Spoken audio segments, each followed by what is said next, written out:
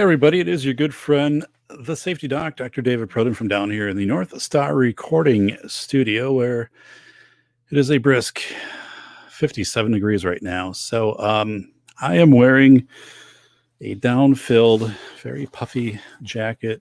It is apparently snowing outside and in the studio here, so let me get rid of that. But we're going to get some snow overnight. Could be 4 or 5 inches of snow, light fluffy stuff, so nothing too big to worry about. But there, we're done. So yeah, here we go. This wasn't planned, but I've been working kind of crazy, insane stuff lately. So wanted to give an update. Haven't released a show since last month, and wanted to give a overview of where some things are at. So first off, nothing bad. So just very busy. And look at this. Whoa. Live with StreamYard. Wow. That is, this is a StreamYard live show.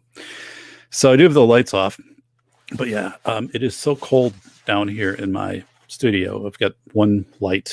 It's a little bright here, but I think I've got it down as like low as it goes. So,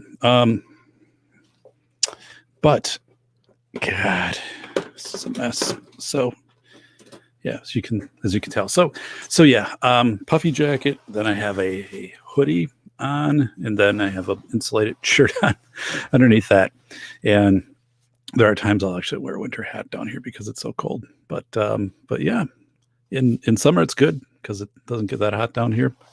But right now it is cold. It's cold. So consulting has been going gangbusters. So it's just absolutely crazy right now with consulting. So that is consuming a lot of my weeks. Let's look. The last show I did was the 27th with Lee Jarvis of December, and I don't anticipate that I'll be getting out a real show here in January. So hey, it's the bacon, it's Sast, it's Red. Hey, it's Joe. All right. Hey, well, thanks for stopping in. Yeah, this, like I said, this wasn't planned. I don't know how long I'll be going with the show tonight, but wanted to give some updates again. Nothing bad, but of course, I'm not producing content at the rate I was like back in spring when I was doing probably like a show every week. So, but yeah, so my consulting is eating up a lot of time right now, and maybe like maybe 33 hours plus a week, and that was supposed to be much less than that. So, the good and the bad with that, right? Clients, want more, and just the craziness of coronavirus and changes in legislation and things like that that require them to pivot more. So that's where I come into play, help them out. So that's been going well. So it is the coldest day of the year here in Wisconsin. It is 4 degrees currently. It's going to be like -6 overnight, and I've been burning wood like crazy. So yeah, this is a time of year where it doesn't take long to go through a cord of wood. But so yeah, let's just see here.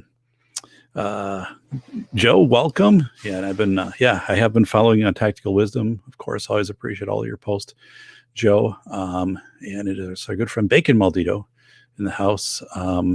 Bacon. Wow. Sast, what's up, Doc? So tired. Maybe I think I look tired. I think if somebody, that hadn't seen me for a while, they're like, you just look tired. I am. And it's a kind of tired where it's not the like go to bed and sleep and feel better the next day. It's just kind of the mental wear down of just doing like a whole bunch of stuff. Not that it's necessarily bad. I'm not saying that. Just it's one of those things when you're just like, it's going to take a little time to kind of get back in a rhythm of thing. But so Red, yeah, I just posted Red shared, he just posted a video after a month, and the thing is, like, I get contacted frequently. People want to be on the show, and I just say, you're gonna be in the green room for quite a while, because I'm just not producing shows right now, to continue a show in the format I want to, which has a blog post of like 5,000 characters and audio leveled and video and kind of a thought out topic and some notes and stuff like that. So that's not really in the mix right now. It will be though. Like I'll get it back to that. So very very excited. But yeah, it is always being, and I'm being contacted from people kind of all over the world who want to come on the show for different reasons and things like that. And that's cool. People are still subscribed. Yeah, if you're not subscribed, right, or if you know somebody, I was like up at 3.99 for like a week, and then I dropped down to 3.97. So I don't know if anybody purposely unsubscribed. Like, to me, I think that that would be pretty strange. But what's happening, I'm guessing, is the same thing we're seeing on YouTube, or not on YouTube, but like on Twitter, right, where suddenly like your followers and people following you tend to drop by a certain percentage as people just get deplatformed. And I wonder if that's what's happened here. Hey, well, thanks for the 9 thumbs up for the show. I appreciate that. So yeah, now it's kind of this threshold. Like, I want to get 400, right? And the show has grown quite a bit. I mean, a year ago, I just like had hit 200. So it's basically double in a year. And, I am finding, people who are contacting and just saying, I discovered the show. And I was a guest on the Michael Deacon program last week, and that was a terrific interview. Got into a lot of stuff, kind of went in some areas I wasn't planning, but really a vibrant episode. I was really relaxed when I did that. Michael's just a really easygoing host too. So yeah, the Michael Deacon program, I think there's like 930 views on that. So I'm kind of like hoping it gets up to 1,000, because again, most of like his people he has on, it's 1,000 plus. So you don't want to be the one person he has on, and it's like, why did that person not get 1,000 views? But it was good. It was fun. It was kind of vibrant, and yeah, so it's kind of weird because like someone had posted, I mean, there's like, I don't know, 71 thumbs up and like 5 down, and someone posted like, who would thumbs down this content? And it made me think of, like, I remember I was up in Minnesota, Hibbing, Minnesota, with my dad, whose birthday is today, by the way. So dad has a birthday today. So but my dad and I, we did a road trip, maybe like, I don't know, 5-6 summers ago. And we spent a week kind of in the Superior, Duluth area, Minnesota, on the Great Lakes there, Lake Superior. And we went over to Hibbing, Minnesota for a day. So Hibbing, Minnesota, during World War II, had like the biggest open pit ore mine in the world. So if you go there, and there's really no reason, I guess, to go there. I think like Bob Dylan is from there. So there's like a Bob Dylan museum. There's the Greyhound Bus Museum. Like, who's going to really put that on their list, right? Like, but and you have to pass it to get to where this open pit mine. But this open pit mine is like several miles across, and it's down. It's like a mile plus deep, so it's massive. They've been digging this thing out for years, right? I think like since like 1900 or something like that. And it's still active to this day. And it's this weird story once you go there too, because hey, Mick Tvis, welcome in. So in Hibbing, Minnesota, and so I posted a video, like if you type in like Hibbing, Minnesota, or Mine Blast or whatever, plus like my name, not the safety doc, I put it over on my David Proden, where I post my university stuff. But there's a video. So my dad and I were in town, and there was a little bit of buzz going on. And this is, small town, Hibbing, a few thousand people. And they were having a blast. I don't know, like a party. No, not like that, but they were having a blast out at the mine that day, out at the open pit. So what they did is, we went out there, and it was a big thing for the locals, right? Because they only do this so many times a year. So they drill down, and then they put the explosives down, and at some point, they detonate this. So, and we're like a mile away on an elevated area. I had my camcorder. I had bought a camcorder like a couple weeks before that, because I really didn't have a modern camcorder. And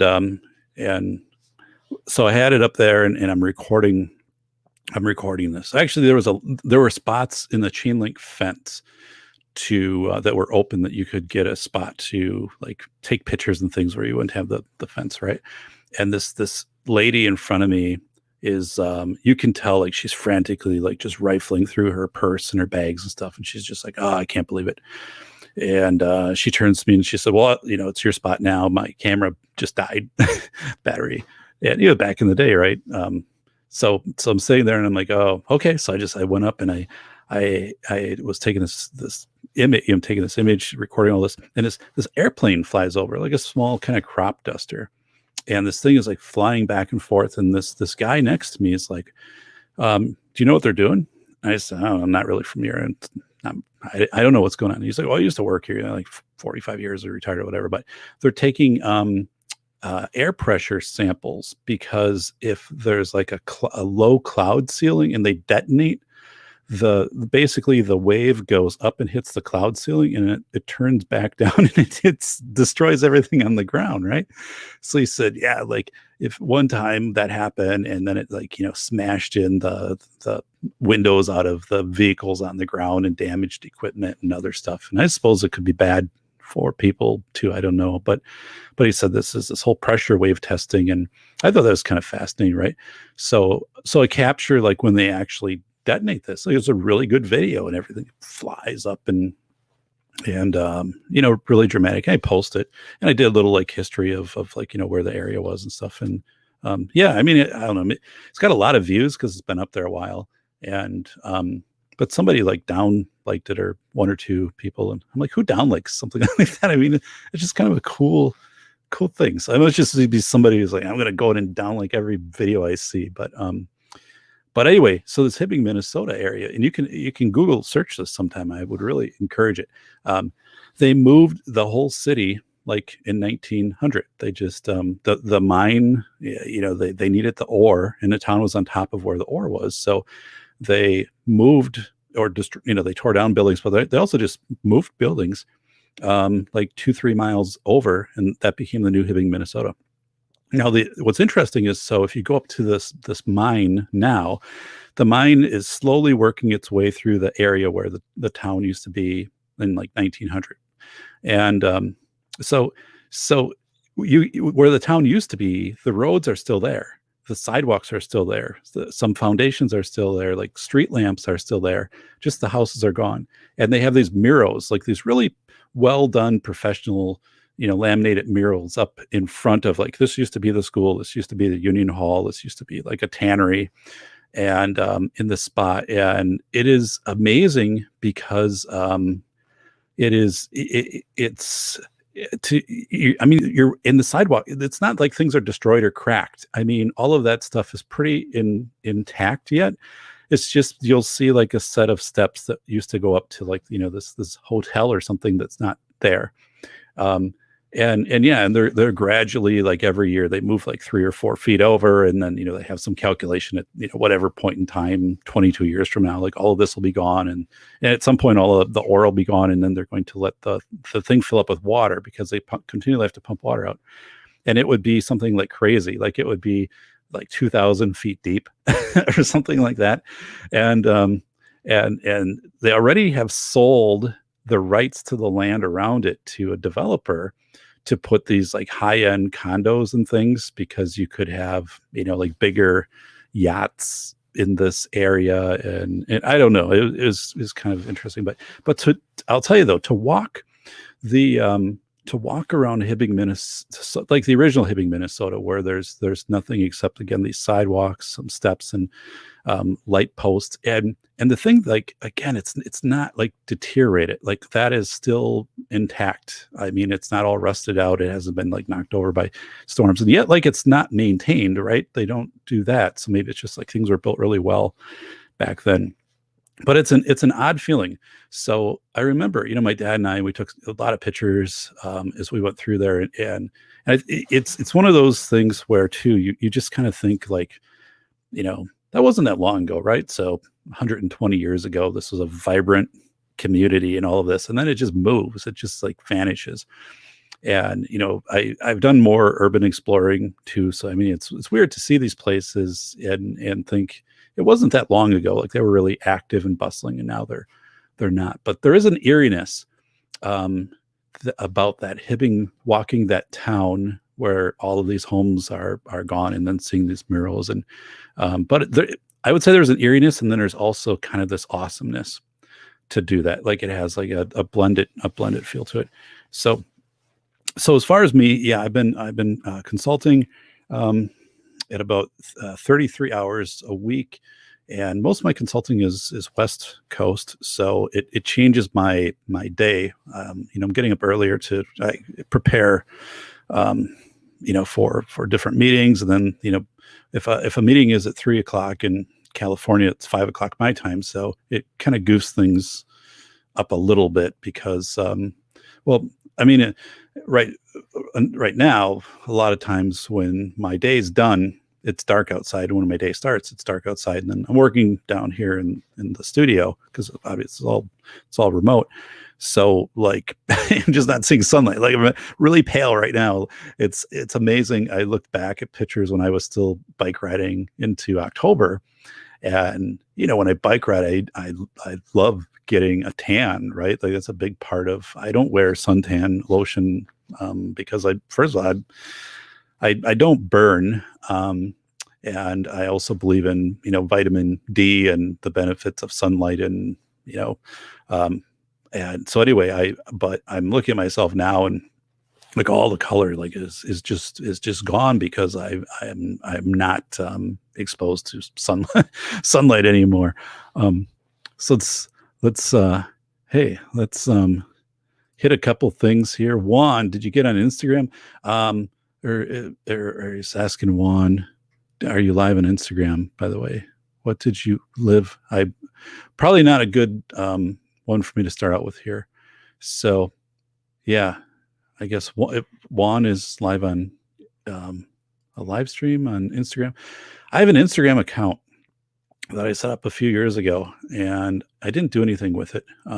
So somebody, I think it was Bacon, said, "Hey, what are you doing over on Instagram? I saw that you're over there." And I'm like, I just, yeah, um, I, I'm not doing nothing. I was maybe on it for like a week, and as a few years ago. But that's the thing, right? I get contacted by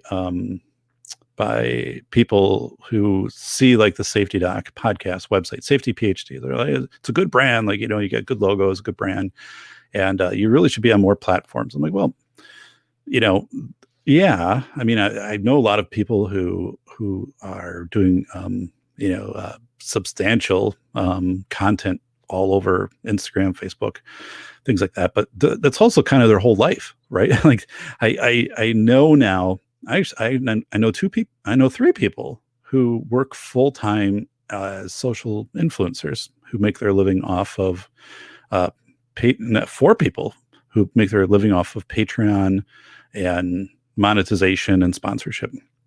And I think most of them say like Patreon when they get a big enough YouTube following. I'm not talking about our good friend Aaron Clary in this, but people who are just solely by producing different content, videos, outdoor stuff, survival stuff, things like that, which is good for them. Like, but I mean, I wouldn't see this channel like ever kind of getting down that road. And I actually had somebody contact me and say, "Hey, the 405 Media, which is in the background, like, that's a little bit of an edgy thing to be associated with the 405 Media." And it kind of is like, it's like the talk alternative or whatever. And so I've been with the 405 since the show started. And when I say with that, I don't pay anything to be aired. It's syndicated on the 405, and of course, I'm not jumping out with a whole bunch of content right now anyway. But yeah, someone was saying like, if you got rid of the 405, it might help your brand. What my brand? It's me doing some very thorough shows, and I said I don't have any intent to kind of rebrand into a something different. But I thought that was kind of funny. Someone analyzing kind of the whole branding here aspect of what is happening. But I did I accepted. I was invited to keynote a presentation. So let's see here. First of all, Bacon, the Safety Doc podcast is the one they'll so no, actually, Bacon. So so on. So David Proden's my name, yes. But so here's what happens too: is people. I have two channels. I have this one, and then I have David Proden, and that is a YouTube channel where I post my university lectures because I teach a university course in fall, and I teach one in spring. Actually, it starts on Monday, my spring course, which is full. Spring course is always sold out. University, it's always packed. It always hits max. But I do lectures every week, and I post them online. And they're not proprietary information. I don't identify people by name or anything. So like if you go to that site, David Proden, you'll find like 100 university lectures that I've given over the last like 10 years or whatever. But that's what I make that available for my classes, for my students. And I'm really not putting anything else over there. But some people mix it up. Like they think when they're following the Safety Doc, they need to subscribe over there. So I know people have subbed to that channel who really should be subbing to the Safety Doc podcast, where I'm doing this and where I'm doing interviews and stuff like that. Because again, if you're just hanging out in the other one, there's unless you're in my classes, there's no reason to be there unless you think a pupil non-discrimination legal lecture is going to be your jam for the night. Then yeah, head on over there. But so yeah, that's kind of the two things I've got is that channel and then this one, and for some reason that's happening more often now as people mix up the two, which I guess I get because they type in my name, but I don't know. I probably need to go in there and overtly say, like, if you're trying to get to the Safety Doc podcast, head on over here, like you wouldn't be able to figure that out. Welcome, Bull Rush from the state of Texas. Bull Rush, welcome. I did watch you take the lead. What was it, last night or the night before?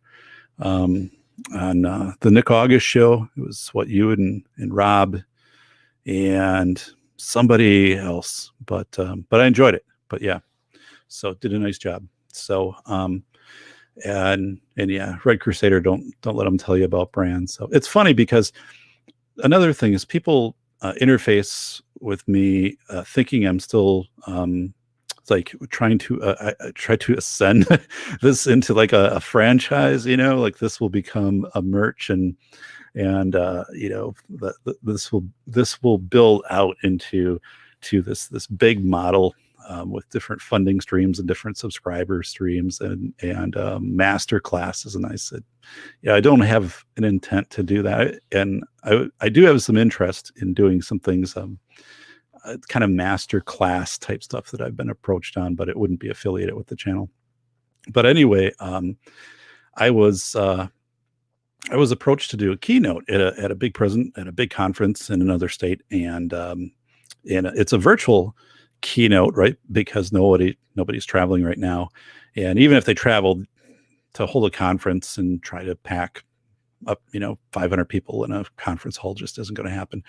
So I knew the organization, I knew the people in it really well. We had worked together in the past, so I agreed.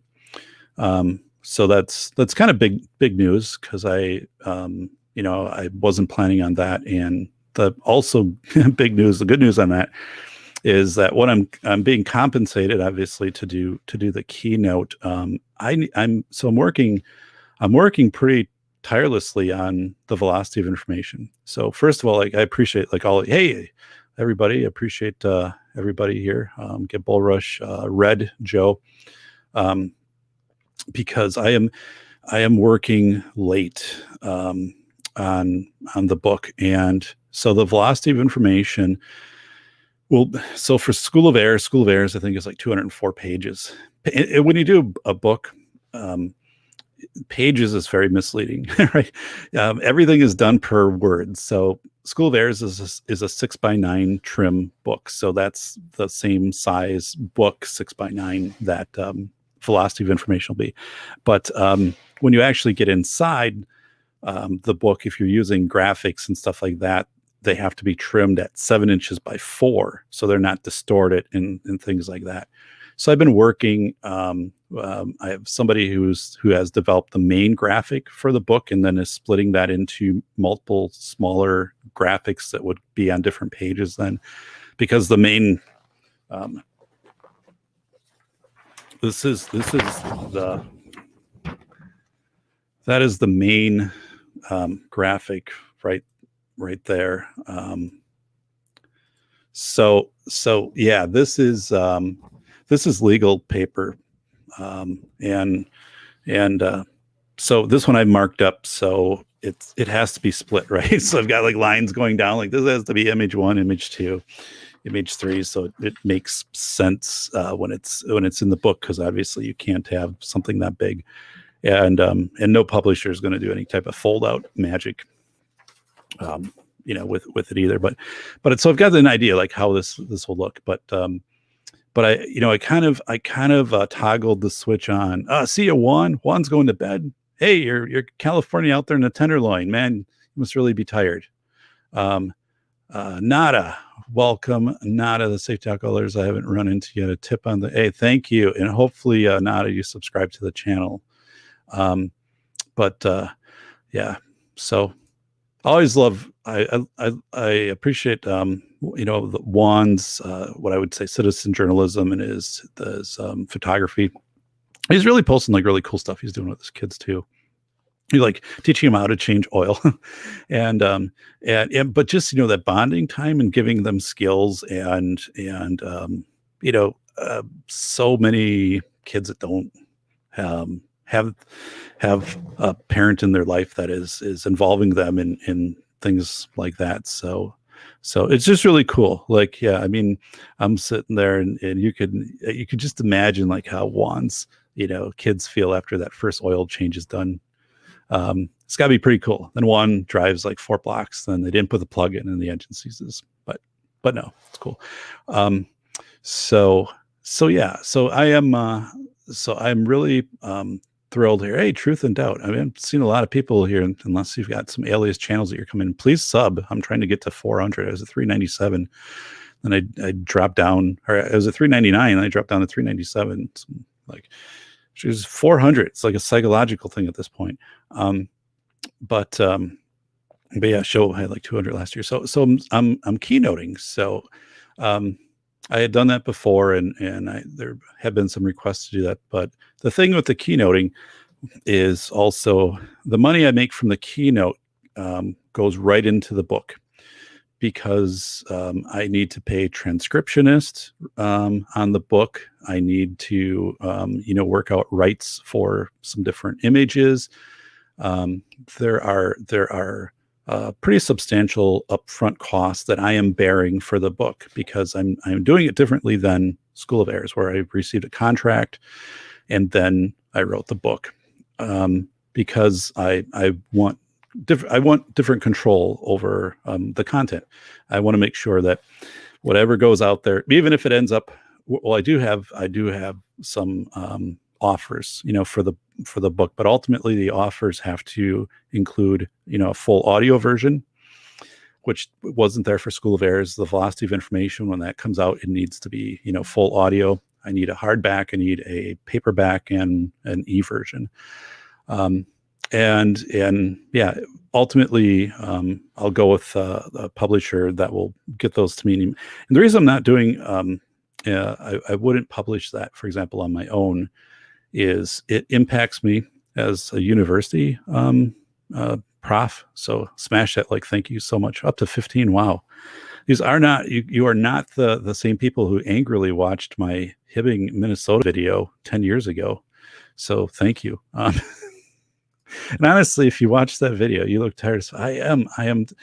Yeah, Boris, I've reached it was like I just needed to kind of come on the air and like to get this update out there, because like people hadn't heard of what was going. I had somebody who contacted me and they're like, are you okay? Like, and I'm like, yeah, I mean, not that they had seen something that would indicate that I'm not okay. It was just this kind of silence, right? That I had kind of become silent on um, oh, I'm really like kind of only on Twitter, and someone's like, I haven't seen you post on LinkedIn for a while. I'm like, LinkedIn. Like, the only reason I have a LinkedIn is to give an update on a podcast. If I do a podcast, I'll put it over there. Maybe some people would watch it, but I'm like, yeah, you're not going to see me like doing updates on LinkedIn or anything like that. But it is this weird, fatigue, right? And all of us have been there. And it's not a bad fatigue, because it's been lights out, just busy, right? Producing content, and so I'm working on the book, and every day, I'm trying to go, but and the book is increased by 3 to 500 words by the day. And so, Truth and Doubt, thanks for coming over here from when I was a guest on Michael Deacon's program last week. So ultimately, it'll be about 60,000 words when it's done, and it is really coming together fast. So I'm doing interviews like crazy, because the book it's a powerful book. I've already had it out to a number of member checks all across the country. It's not a school safety book. It is the velocity of information, human behavior in times of chaos. How do you maintain agency? How do you not go crazy? And how do you make sure, like, if you can keep it together, right? And I lay this out, like, here's what this looks like from numerous also studies, but then interviews with a ton of people. And how do you lead other people through this, like your family or your friends? If you can keep it together, how do you help them? And there's certain people, obviously, that you won't be able to extend out to, but in your inner circle, like, right, how do you lead people through this? So there's this fascinating segment in the book too, where I studied, it was what the hell was it, the Committee on National Morale, back in 1940. It was FDR put it together. So FDR put it together. And so it was the start of World War II, right? U.S. entered World War II in 41, but start of, you could see the hand around the wall, right? The U.S. is going to be involved at some point. So FDR gets together this committee, and it's psychologists, but it's also like people in the movie industry, who's making movies back then in the 40s, like Frank Capra, psychologist, artist, this big group, and they get together and they're like, okay, we've got to kind of get everybody on the same page here because we're going to be going to war. So they create so part of it was things like victory gardens for food and scrap drives and stuff like that, and but the other part of this was very much psychological, kind of like through the arts. Like, it was movies, again, Frank Capra, all these videos, like why we fight. There was this 1942, the Museum of Modern Art. There was this the second floor they cleared off, and they did these murals, which were like 15 feet high. And it would be like Americans out in farm fields, or like at a grocery store or something, and then it gradually like portrayed them going into war, like with uniforms on and other things. And it was the psychological, it's getting people ready, it's preparing them that, okay, we have to unite, we're going to coalesce, and we are transitioning to maintain this life that we have, which in 1940, when it's much easier to say this is what an American is, right? To put these set of ideals and these images, versus today, when everything is so focused on individuality, and you can never do this like today, that type of format. But this whole, it was propaganda, right? But it was also done in a way that people responded to it and stayed focused and psychologically didn't hit finite voltage, didn't burn out. Some people did, but a lot of people kept moving forward, and they were changing up these campaigns like every 90 days or less. And they did it right from the start. And if you go back, pretty brilliant. And so what happened with COVID, right? so this book isn't about COVID, but it's about 2020 in general, although it's about extended chaos. So there's parts in there about Chernobyl in '86 and other stuff. But so what should have happened at the start in March, right? We should have had some national committee that would have formed, and it would have been like this committee on national morale, citizen morale, or whatever, and they would have come up with a plan. Here's what we're going to do right off the bat, boom, to get people on board with why they've got to unify against COVID. Now, I've got thoughts on kind of the whole COVID thing and how that was handled and all the stuff anyway that I don't necessarily get into in the book, because the book is on something bigger. It's on a different. It's addressing, if it's not like a COVID thing, it could be something like, what happened if we lost satellites because of what's called like a Kessler syndrome, like two satellites hit each other to create a debris field, and that they take out 5 satellites, and pretty soon in 24 hours, all the satellites are gone. So Kessler syndrome, by the way, look that up. It's pretty scary. And it's what's fascinating is, as I go through and I'm looking at like black swan events and force majeure, I talk about that in the book too, of like more and more stuff kind of leads me back to like this Kessler syndrome, or they call it like ablation syndrome. These satellites kind of hitting each other and just creating debris and wiping each other out, because it's a pretty narrow band where all these communication satellites are stuff. And then once that would happen, like it would take years to kind of figure that out, because if you put anything up there, it would be destroyed. And it'd be like in a blender, right? All this stuff is spinning around at thousands of miles an hour. And then you'd have to go to like a higher altitude, but then as you shot down your information, it would be interrupted by the debris. And so it's a big problem, and it's a growing problem, because countries like second world countries are putting their own satellites up, and some of them could be small, like the size of a basketball, but they're not. There used to be like a kind of an international registry where you'd say like, here's the space that's available. It's like trying to fly airplanes without having towers. So everyone's flying around, and it's like, oh, I hope nobody's in this altitude and coordinates, and the more stuff that gets up there that's not registered, and private corporations putting stuff up there and things, the greater the chance is that something, or if you type in the wrong numbers and something changes its coordinates again. So it's just thinking though, what happens in this extended chaos event? How would you deal with that? And it's really, I mean, they're vivid, rich stories. And I interviewed Juan Brown.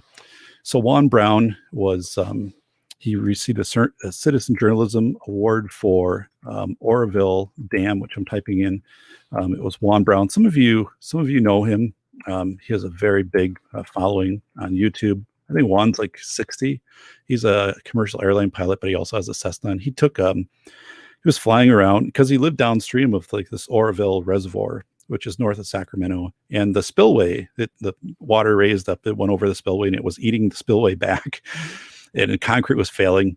And if it would have kept going, like the whole thing would have failed, and it would have like put Sacramento 4 feet of water and all the stuff in. Like Juan's house would have been impacted, and close to Orville.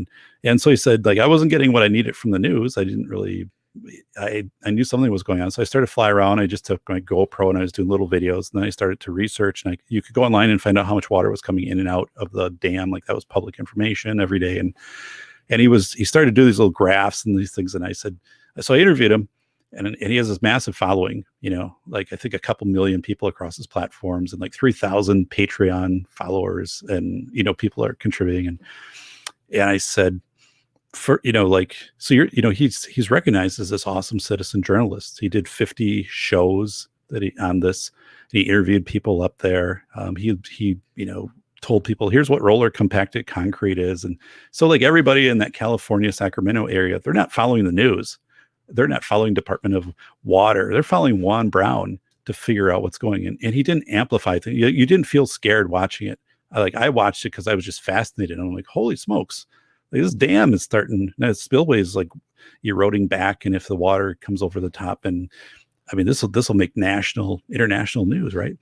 And but I think Juan did a really good job of keeping the lid on it for everybody, that they didn't freak out, because he was objective. Like, he's just up there and he was learning, he's putting these shows. And I said, how much, like, did this cost you? Well, obviously, your private plane, but that was kind of, he was doing that anyway, like going out on his plane. But he said, I just used my iPhone and my Windows editing software and made the videos. No, didn't buy any programs, didn't do anything. He's like, I'm a first take, guy, just kind of think it out.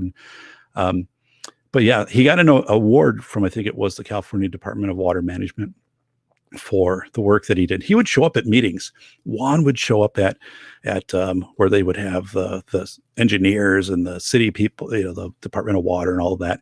And he'd be in the crowd and he would have some questions. And pretty soon people would ask questions about what was happening at Oroville, but they wouldn't direct them at the engineers or the county or the California State Water people. They would direct them at Juan. They'd be like, so when you flew over in this, or when you were up there in Tyler, you did this video, like, can you expound more on this? So I interviewed Juan and got full access to all of his content he had done on Orville. But Orville's like a great example of, there are really great citizen journalists out there. If you hunt for them, if you find them, you can get really solid information on what's going on, and it's not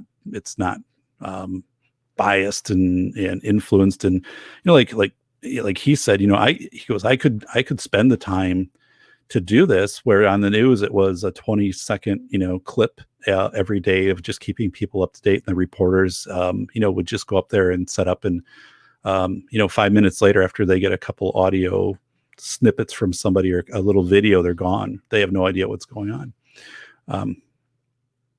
So I interviewed him, and I have tomorrow night I'm interviewing Rob Travis again. So this won't be on a show. Rob Travis was the crab boat guy, right? So I know him well. We've built a friendship. So we talk on a regular basis in rooftop life rafts, and so Rob, yeah, there he is. Yeah, Juan is early 50s. He's 50. Okay. Yeah. So Juan is Juan's a really cool guy. So Juan Brown, and he does a lot of stuff, like talking about, like, if there's airline crashes and stuff like that, he'll interpret the NTSB reports. So you can actually kind of figure out, what happened with whatever, but yeah, Enigma. Yeah. I think it's a good, so yeah, I have Rob Travis tomorrow night, and we're going to do another in-depth interview, but specific to his time on the crab boat. And he was on the crab boat for 122 days back in 2007, and that was his second stint. But his Bureau of Labor Statistics, right, the most dangerous job in the world was to be a deckhand at that time on an Alaskan crab boat. And so I contacted him. I said, you're a guest on my show, and I've got content I can use, but I have some questions I want to ask that are going to be probably more invasive, and you can choose whether to answer them or not. He was talking about some of the stuff that was happening on the boats, and some of the crazy ways to to not burn out, which you can probably think of things that might be happening. But so it's some of it's getting more public, so I think he might be willing to open up and share some of that I can put in the book. But I've always been fascinated by the things that he told me, right? So he's telling me, you'd work these 18-hour shifts and you'd just be dead tired when you're done. Like he had pictures, like you would pass, you wouldn't even get undressed. Like, you would just get to where your bunk was and lay down on the floor, and that's it. Like, you'd sleep for 5 hours, get up, slam pancakes and coffee, and be out for another 18. And he was saying you'd be out on the deck, and before a swell would hit, usually, like, the skipper would be watching the seas around you. So at night, it's much worse, right? Because you just don't have the visibility.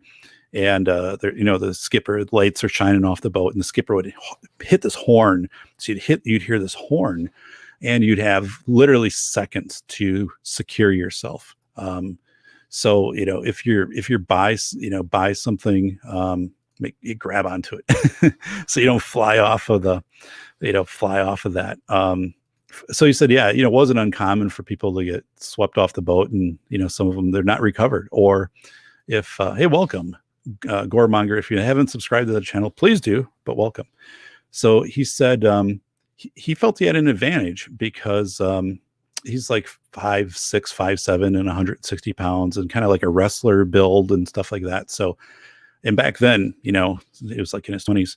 So he said because he was light and nimble, he would see guys who might be like 6'2" and really, really strong, and they couldn't move fast enough. So this swell would hit, and these like refrigerator sized pieces of ice would fly across the deck, skid across the deck. And if it hits you, right, it's crushing your bones, it's pulverizing you, or it's just taking you right over with it when it goes over the other side.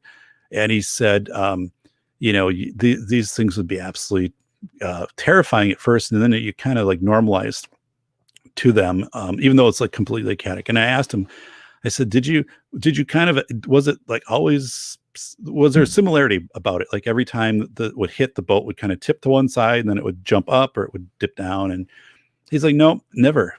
Like every time a swell hit, like the boat acted differently, or depending upon how many crab cages you had on it and where the weight was positioned in the boat, because it was always kind of dynamic as stuff was coming onto the boat. So he's like, no, you had no idea. You might find yourself 10 feet in the air, or, and I'm just like, holy smokes, this is just nuts. And he said it took him like years to psychologically kind of recover from that perpetual cortisol adrenaline burn. And when he went up there, right, so he gets up there, and it's because you want to make the money. That's the thing. And he's like a guy who was, professional snowboarder living on the edge. And he said, so everybody who pretty much goes on these boats are people who are living on the edge. They love chaotic environments. So he's up there a couple days before, and he has like a motel room, and he goes like to a little diner to eat, and making some chat, and people are like, oh, you're going on a crab boat? And they're like, oh my God, like probably never see you again. Or, you come back, you're going to be maimed. And he said he was terrified by the stories that the locals were telling in this little fishing port. Right. And he had and they went over, and he said, I remember signing the agreements, and it said like, it is likely there's a greater than 50% chance that you'll have some injury that will, like a significant injury, some maiming injury that you might not recover from. And then there was, it was very like this chance of death, this chance that you'll lose a limb, this chance that, you'll walk hunchback from whatever. It was, so he said, you're going through this, and you're like, how in the hell am I going to get through this? This is crazy. But anyway, so I've got some really awesome questions as a follow-up. That'll be a great chapter, because part of that is like the skipper, right? So you've got to have a good skipper. He's like, the biggest thing he learned about getting on a boat was if you had a good skipper with a great reputation, you're probably going to be in much better shape than if you had a new skipper, or sometimes there was double duty, right? Like the skipper is also the person who's coordinating and like steering the boat. So he's like, then they're not really paying attention. So like the question you want to ask if you are going to be an Alaskan crab boater is all about the skipper. Like that's your feel. And then he also talked about, hey, the Mallory report, Jim Mallard. Holy smokes, that guy is burning the midnight oil. Talk about looking tired. Jim, it is 12:37 by you right now. That's just crazy, man. Crazy. So yeah, Bacon, 8 of 43 have died in office, extremely small sample size, but numbers are numbers. I wish I would have followed that up. That looks crab fishing, maybe, but the deadliest job is president. Whoa. Okay. Wow. I didn't see that about president.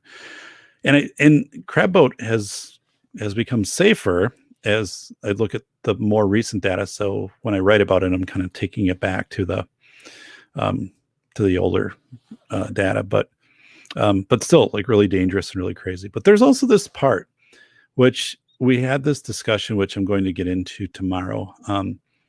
And he said, you know what, in 20 years from now, and this will be true, and this will be true across a lot of industries. So he said 20 years from now, a lot of this will probably be automated, right? So, we've already seen semi trucks, right, that have been automated, that are currently on the roads, that there will be higher level of things being automated. I saw I watched a video for like the new steel mill that was built in 2011 in Dearborn, Michigan.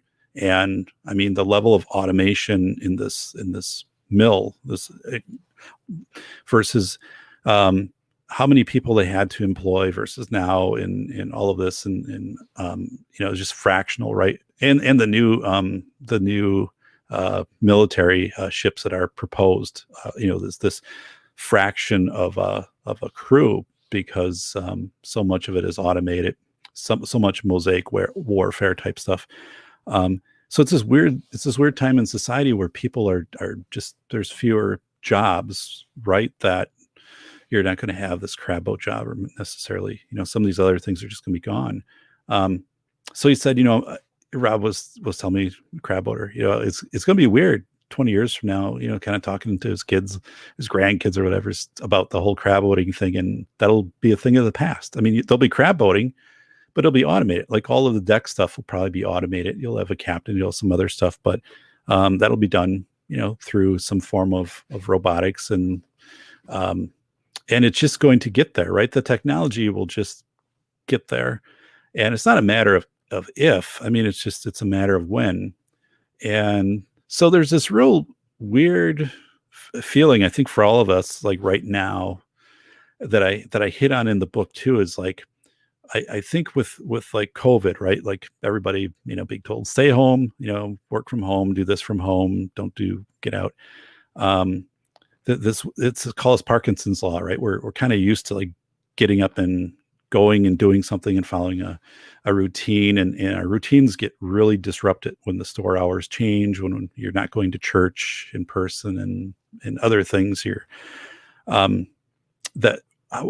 It's kind of a glimpse right now of the future of what is going to be agency and purpose for people when a number of these things become automated. Right now in manufacturing, right now in manufacturing, so there's if you look at probably from 1980 to 2030, if you take a 50-year sample, so I'm going like 10 years in the future, right? But if you take this sample of manufacturing, so manufacturing in 1980, I mean, you still had a lot of warehouses, right? So you would warehouse products, and you would have to work through your stock. And then, Japan and Toyota really took the lead in just-in-time manufacturing in the 90s, and now it is pretty much the model in most manufacturing around the world. So just-in-time manufacturing is contributing to, in a prolonged chaos event, why hand sanitizer doesn't come back on shelves, and toilet paper and ammunition and things like that. But the other part of that is, like, just-in-time manufacturing isn't a bad thing. It streamlined a lot of things. You didn't have to pay costs for warehousing, things. You could end a product and shift to a new product faster. You weren't burning through old stock. But the thing is, when you do just-in-time, when you have a massive need in products are consumed, you can only scale up so much in a just-in-time. It's not like you can pull stuff out of the warehouse and that'll buy you time, because that warehouse stock is really small versus like 1980. Now what's happening so the next phase, right, is 3D printing. We already have seen that come on board. The record number of home 3D printers sold for Christmas this year. So in 10 years, a lot of us will have 3D printers in our home, right? I mean, it'll be like a microwave was back, probably in the 80s, I remember we got our first microwave. It was a big, a Mana range thing that was unbelievably heavy and just huge. It took up all of our space, but that was the first thing, right? So yeah, I mean, SAS said there's no bullpen in just-in-time manufacturing, right? So just-in-time has this susceptibility, which we've seen. So you get to this 3D printing, and I cited the study that General Electric just came out with, where they're 3D printing everything, right? Steaks and all kinds of food, which is, you just think about just think about that, right? Like, but they're saying, they expect in 5 years that you will be able to 3D print a lot of food. And like, if you have food allergies or you're lactose intolerant or all this, like all of that your profile will be known in your 3D food printer, and it will print that. And, like if you go places, it will automatically, if you have some type of, you'd be able to customize that right off the menu, right? And it would, these places will have less line cooks, and some of the stuff will just kind of 3D print in the back, which is, you try to wrap your head around this, right? But the thing is, like, that's happening, like that's coming down the line. And then also, you're going to have subscriptions to like an Amazon, Walmart, or other stuff. So there'll be things like you just need in your home and you run out of, and you'll just go and put your list in, and your 3D printer will just be buzzing off, and it'll be printing, well, I need a new pen, or I need a new whatever. And I mean, there'll be a certain percentage of things like we'll just buy off a subscription. So you won't be going to the store as much. And, if you go to like an AutoZone, and like GE said they're getting much better at metal parts, being able to 3D layer metal parts with a high tensile strength and all of these types of things, which are getting close to some of the like manufacturing tolerances of if these things were actually like cold rolled steel and stuff, like whatever. And so you're like, holy smokes. So yeah, you basically would have different things you'd be able to print from metal to other composites. But so it'd be subscription based. But imagine, yeah, like your AutoZone, there's going to be a point, right, where you'd go to AutoZone and say, I need whatever part for my vehicle, and they'd be like, okay. And then you pay, and they fire up their more industrial type 3D printer, and it has the specs, and 2 minutes later they hand it to you and say, here it is. And then they don't have all of the stuff in the back, the part selection and things like that. And so the thing is, like, we're going to get there. So part of like the book, also with the velocity of information, is all of us are always getting information directly aimed at us. Like, it's headed, our phones, email from companies, your phones buzz with government alerts, with storm alerts, with all that. It's directed right at you, where that wasn't that way before, right? We just had information. We had information that was out there, newspapers and things, if you chose to read it, if you chose to do that. And now it's become so integrated into the stuff that's just kind of hammering us, that there's this thing called a wet bulb effect. So I read about it, and so, oh, wait a second. So I'm going to just pause here. So Nada was writing about IP laws. So I did a presentation. I was a guest on Matthew Hoover's CRS Firearms channel. And that was a big show a few weeks ago. And yeah, CRS Firearms. And we were talking about 3D printing, because I was looking, there's something called the CASE Act, and I'm going to do a show on this at some point. This is on December 27th, President Trump at that time had signed into law the CASE Act, which was put into the 5,500 page stimulus bill, which people had like 48 hours to go over, right? So the CASE Act didn't catch anybody fully by surprise, because it had been mentioned before, and it has to do with like streaming video, but it also has to do with intellectual property. And there are parts of the CASE Act, which I've read the CASE Act, and I need to know the CASE Act for the legal issues course I'm teaching in spring and things like that. And but intellectual property, the barrier to be to have a claim against any of us, right, for violating intellectual property has dropped. The barrier used to be like it was like $1,000. By the time you got everything filed, it was individually people weren't probably going to come after you if they register. If I took a picture and I register it now, I have to pay to register it, and then I have the ability to come back and say, this was, you used this, it was registered, so you owe me damages. Of like, if you're profiting, and a lot of people like be like, well, profiting what? I mean, it was on my blog, which 4 people see, and it's not monetized, and you have to prove these damages. And also, like, I did a search, and it's out there in 1,000 other pages. But the thing is, though, the Case Act changed things.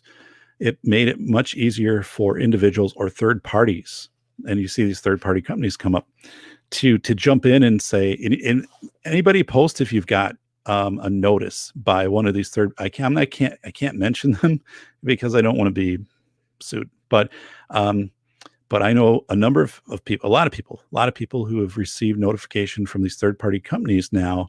And what they do is they have these algorithms, they just scroll endlessly, right? They're scrolling your web pages, your blogs, what you post on Twitter, Facebook, and they find an image you shared, a meme you've shared, right? And it matches something that's registered as copyright. And they contact your ISP provider, and kind of under Carpenter versus US, and they say, who is this person? So they get your address and they email you, or else they physically postal mail you and say, this is alleged infringement of you've used this picture, and you don't have a license for it, and you have to pay like $800 or $1,000. And this is like these third-party kind of extortion companies. But they're saying, if you don't pay this, we will turn it over to a law firm that they are quasi-partnered with, which is actually authentic in most of these cases. That if they see like that you've posted, 15 photos that are registered copyrights, there is really no cease and desist. They just come after you, and now the Case Act basically makes it where, instead of going to a federal court, the Case Act allows for the creation of copyright enforcement committees.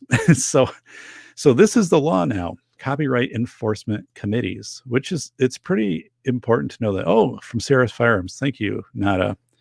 Yeah, Matthew only lives 30 minutes from me. So, and thanks for the compliment on that stream. Yeah, that was one too that had a number of thumbs down, and I think it was people who just didn't want to hear that. And I had that pretty solid when I went on the show, saying this is going to be a problem for people who 3D print, because the 3D printers, the new ones, hooked to the internet, right? And they're going to, these scrollers, they're not people, right? They're automated. They're going to look at something, you print it, and it's going to match it to something that has been registered as a copyright, and then it might be close, but it might not be 100%, but it's going to be close enough, and then they're going to challenge it, and it's all software based.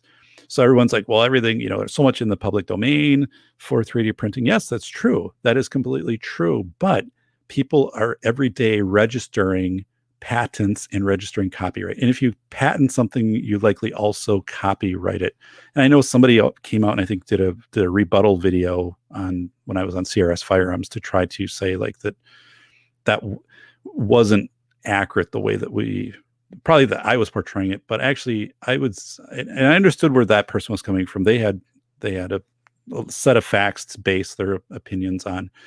But I'm still coming back to the people who inform me, my research on it, in the legal folks that I work with have said, no, this is how this will play out. The point of it is that it's the scrollers behind the scenes that are checking every web page, everything, that are going to start tripping people. And so under the Case Act, you could get a notice, and you could be fined up to like $10,000 per incident. And then if they found like 10 things on your blog, you could be fined up to a maximum like $30,000. But if you're 3D printing, now, and I think this person argued in this other video saying, if you 3D print quote unquote useful things, that's copyright protected. Like if I 3D print a fork or a wheel, like you can't patent the wheel, right? And they were trying to make the argument, well, a useful thing like gun parts and stuff like that. And I'm like, but that's not the interpretation. And again, you're missing the point. The person that did the counter video, the point is, this is a committee. These committees will be appointed, and who knows where they'll be. So right now there are 96 federal courts that hear copyright in the U.S., 2 here in my state of Wisconsin, Madison and Milwaukee, federal courts. So the thing is, like, these committees, they could be all over, like, and who's appointed to them? They're not going to be lawyers. They're not going to be judges. So you're not going to have, or you're not going to have a judge or a jury. You're going to have people appointed to a committee who are going to look at something and say, yeah, this looks pretty close to this. So you're going to pay this, you're issued this fine. They're not going to know the nuances. And of course, in the bill, they said they'll go through proper training. Well, that's just garbage, right? All of us know that, right? These aren't going to be lawyers, and they're not going to be juries and judges, and there won't be like a lawyer process in this. So it becomes very cheap to file lawsuits against people under the Case Act.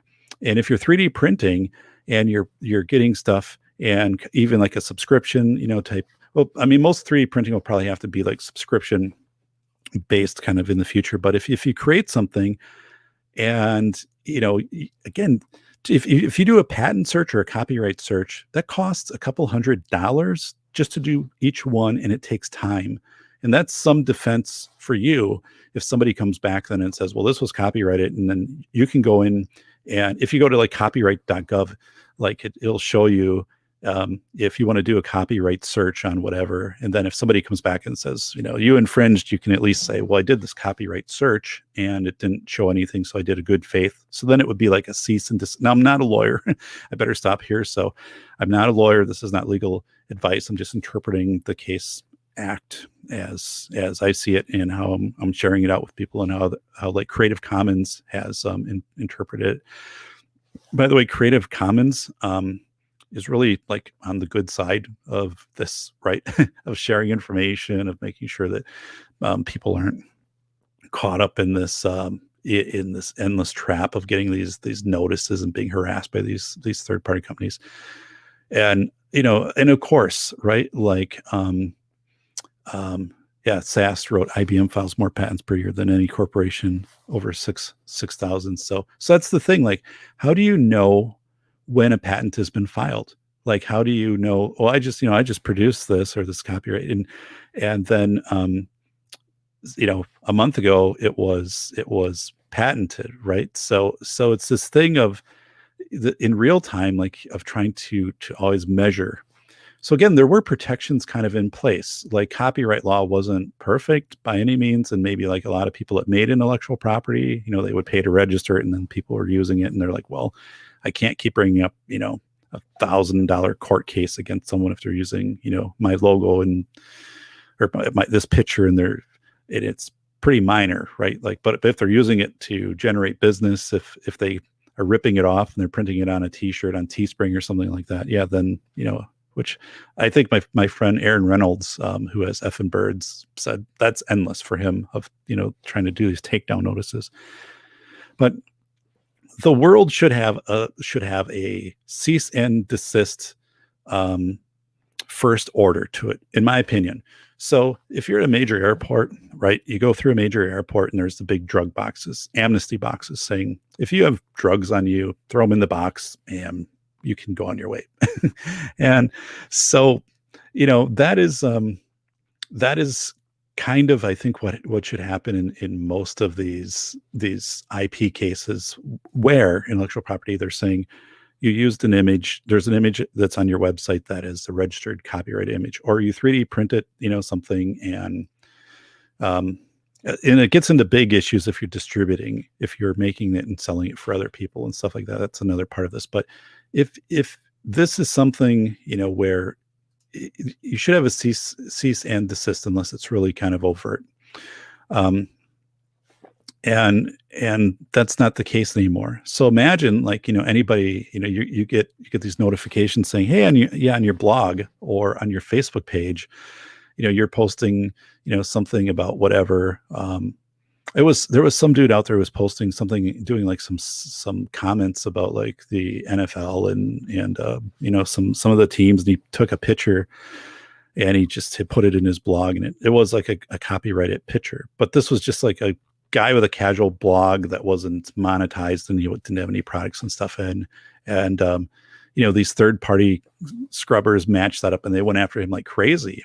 And I had some communication with him because I wanted to know like just how, because he kind of shared like how they just kind of made his life hell, and they were like trying to find where he worked, and I think they turned this stuff over to collections, and that it can damage your credit. So, but again, nobody knows about the Case Act, right? Like no one's talking about it. No one's saying that these third-party scrubber devices and companies are out there, and most people are probably going to get issued.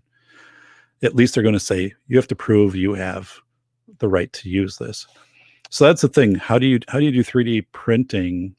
You're going to probably have to be subscription based. You can say, well, I'm going to be offline, but you could have, legislation could say, that anything printed, like 3D printers have to be online. I'm not saying that's definitely going to happen, but it's like all cars, right? What, in the last 15, 18 years, like every car has a tracking device, like a passive.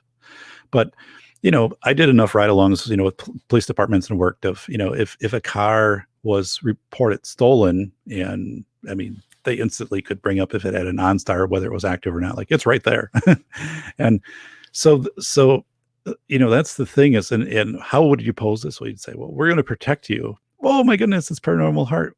Hey, Kat, I read your stuff about Canada and all the travel, and it's just crazy and lockdown. So I feel bad for all of the stuff you're going through up there right now. So yeah, the stuff is crazy. And so, what happens and so where's Google's position on this? Well, Google has they're very, so they're looking at the Case Act, and the Case Act has provisions of saying that not only can they go after people who might be posting or sharing in copyrighted or intellectual property patented information. And by the way, like if you had a song, you download it for yourself off of Amazon. Remember the old days of Napster and LimeWire? It was just crazy. But back in the 90s, when you'd put your songs online and other people, and then you're distributing. So like you could really get in big trouble, but the software wasn't there to kind of pick up on all of this stuff. Like if you try to do that today, yeah, you get shut down and fined. But if I download a song off of I pay on Amazon Music to download a song for $1. I can make a copy of that song for myself. Like I can put it on a backup hard drive, and that's a personal use copy of it, or put it on a thumb drive for my car or something, like that. That's fine. You can do that. You can't distribute though. Like I can't make a thumb drive and then give it to somebody else, right? Or email the song to somebody else, or, use it in like a background of a performance or something like that, unless I have different rights for it. But if it's like a personal use that I have it, you have the right.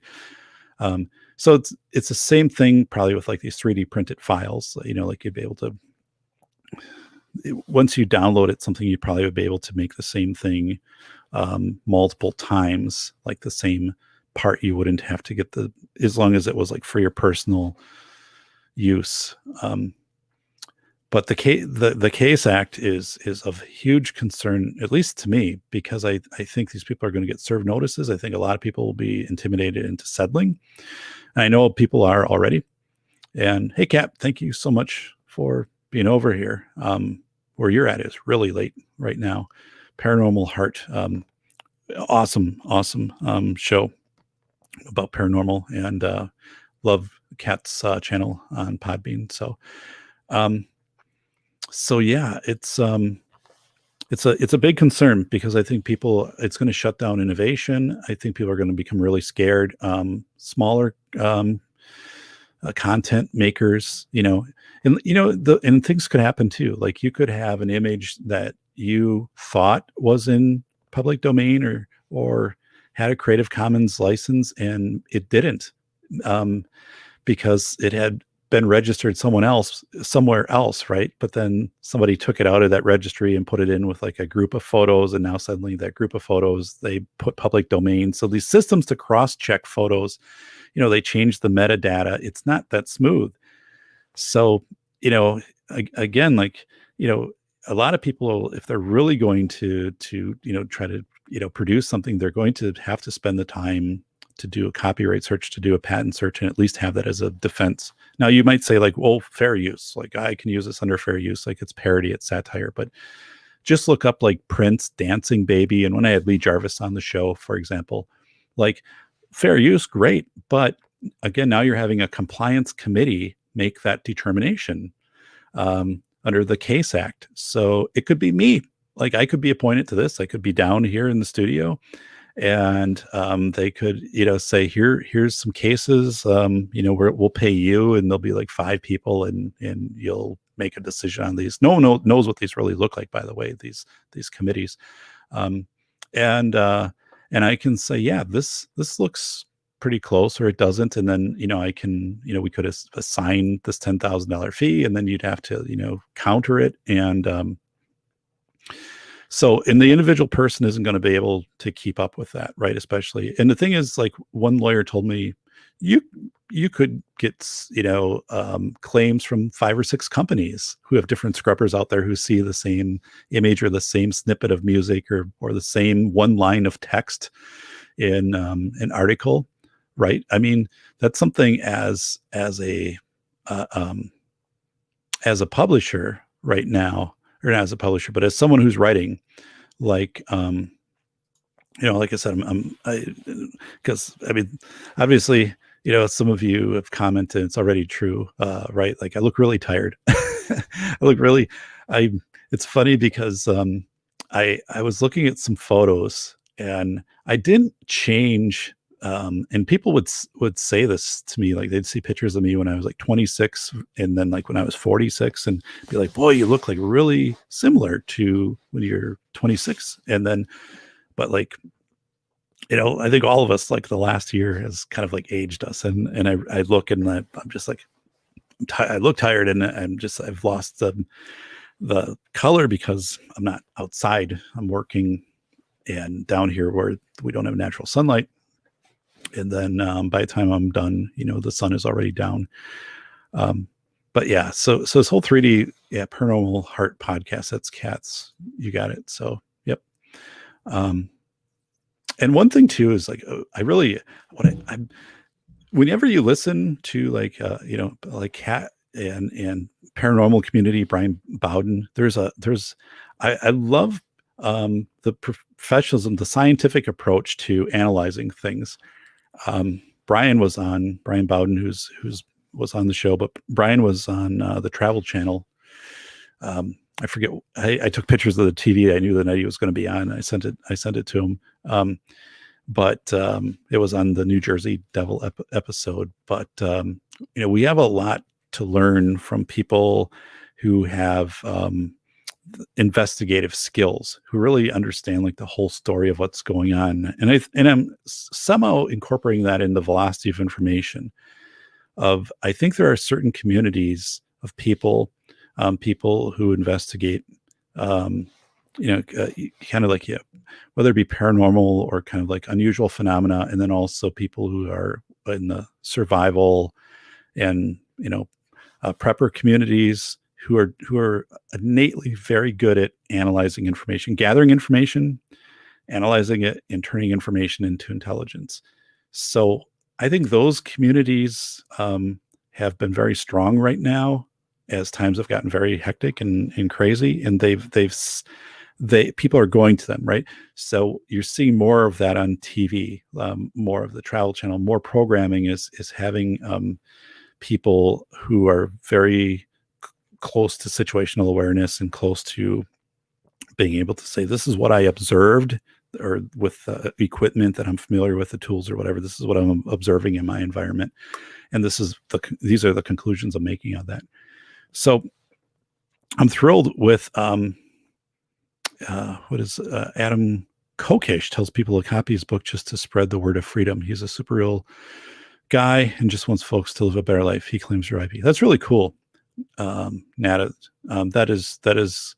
So yeah, there are people out there who put things into public domain and give up the rights, and then um, everything is good. You can do that. Um, so yeah, and some authors will do that once a book has been out for like 8 or 10 years, instead of waiting the 70 years or whatever. If they've in their publishing agreement, they'll let it go into public domain or a audio version or something like that of it. The thing is, like, even though things get put into the public domain, let's say like Adam's book, there are a high number of cases where people put things into public domain and then somebody harvests them out of public domain and tries to register or parts of them, because they'll take it in excerpts, and the registry system, especially internationally, isn't proficient enough to recognize. I mean, you couldn't take a whole work, like that would obviously create some issues, but to take it and rebadge it, and get it out there at least for a while and get some downloads or some money off of it. And so these things happen, right? And it is absolutely crazy. And there like for a book, I've seen my book. Well, I published through a publisher, but I know that my book has been the e-version has been pirated, and it's been out in different countries as a PDF like download. So then that's my publisher has to fight those wars. So they're always checking in things like that, and but will they take somebody to court over downloading my $30 book? Probably not. If they find a site that's doing that, they would probably do like a cease and desist, which it versus like saying, we're going to spend the money to try to litigate some company in, Turkey or something like that. They're not going to do it, or some site holder, but yeah. So anyway, kind of, where this all, sitting and winning, right? Whoa, situational awareness and the bagel. Yeah, situational awareness. So here I am. So I am really excited though to Joe Dolio should have won for a prosecutor for Wayne County, by the way. It's everything would have been different, but and I'm super excited about the velocity of information. So it's a nonfiction book. I've been working on it for about a year, and the process of working on it is, bringing together a lot of research on how information has specifically changed from a broad information that people just kind of get like through newspapers to very direct information that is coming in and tailored to each of us. So an example of that is, a couple of weeks into March and the COVID thing, we were all getting the emails right from Calvin Klein or from companies we had done business with saying, hey, we're here for you and all of this in these times. And like that wouldn't have happened 10 years ago, right? All of the stuff is getting so directed toward us, and the fact that it's impossible to escape the being inundated with pandemic everywhere now, like the signs up, the mask, every news story, everything that you interact with, every TV show that you watch right now, people are wearing masks because now it's not, the new seasons, it's showing, so it's like, well, I don't want to be watching that, or I don't want to be watching this whatever sports thing with people wearing, masks and shields and stuff like this. Like this is this weird dystopia. So this thing of like, it's called wet bulbing. So the concept of wet bulb means if it's actually a meteorological term. So if your humidity, so how they measure this is, imagine if it's like, 95 degrees outside, they have a thermometer and it says 95. And then they take another thermometer, and so it also reads 95. And then on the second thermometer, they take a piece of muslin cloth that's wet and they put it over that. And then they wait a certain amount of time, and then they measure the temperature. And what should happen is that the wet muslin cloth should evaporate. and then that would draw heat out of the thermometer and the temperature would drop. So your wet bulb should be lower than your dry bulb from the other one. And this is explained in the book. But so when it's really, really humid outside, right, and it's humid and hot, that wet cloth doesn't evaporate the water because there's already so much humidity in the air that it can't bring up anymore. So the dry bulb and wet bulb are almost the same. Now, why that's important to know. So when I bike, I always understand on a hot day what the wet bulb is, because I need to be able to have sweat evaporate off of my body, so I'm not overheating when I bike, because I could have heat stroke or die. I mean, and so there's a important science to this. Now the thing is, how about information, right? So if you every day are getting just every time you step out into your living room, you turn on the TV or you go out to a store or whatever, if you're getting inundated with this kind of saturated COVID pandemic, everything, your dry bulb, what your normal feeling is, your affect, and this wet bulb of like, okay, like things kind of don't get to me, I've got other things to balance out life. Like they kind of get the same. So you're just resonating with COVID, pandemic, danger and all of this. And it just burns you out, right? When your wet bulb and dry bulb are basically the same, it's not sustainable. So in that chapter, I write about, here's what it looks like if somebody has this wet bulb effect, or if like you have it. So imagine it actually, if you were to look at it, right? Like if you were looking at somebody, you're looking at me right now and I'm sweating and, my face would be all red and stuff like that. That you'd say, whoa, like Dave, you got to get some shade, get some water, kind of cool down. That's kind of the embodiment of what's happening right now with information and people. All this information is heavy around them. It's targeted, to them. Hey, your store that you go to is closing early. Your bank now is drive-through only. The things that you are interacting with, this velocity of information, velocity, speed, and direction is basically cooking you. It's burning you out. So how do you deal with that? And I have like 6, 7 very specific ways of like, if you do this, your likelihood of separating that wet bulb and dry bulb are substantially increased. Like you'll probably be fine. But most people don't do these things, and then they burn out. They hit this finite voltage at 238 days. So I got this chapter done. So paranormal. So Cat, even commercials have masks. Yeah. And in watching that too, it stands out, right? It stands out as really odd and weird. And the fact that now we're seeing that into the commercials. And, think about like, you're watching your, TV show, the series, whatever, in like the year that the masks are on, like you're going to skip over that on Netflix in a few years or whatever. You're not going to want to see the 2020 version of whatever. So it is this, it is this, nada. That's funny stuff. Oh my goodness. Bull Rush took it down a very crazy thing. So thank you very much for stopping in here, Kat from Canada. So yeah,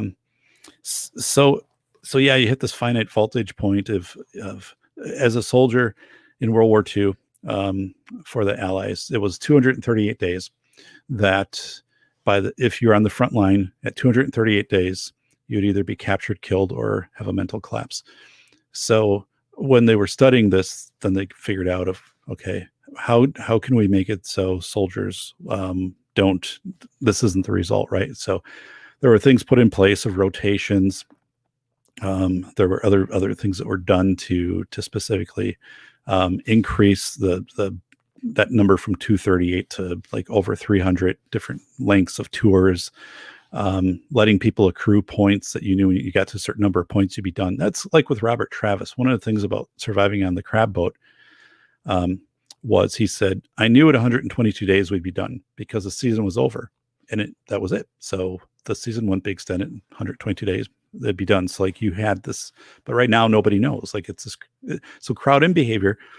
I'm writing about this, and it's pretty wild stuff.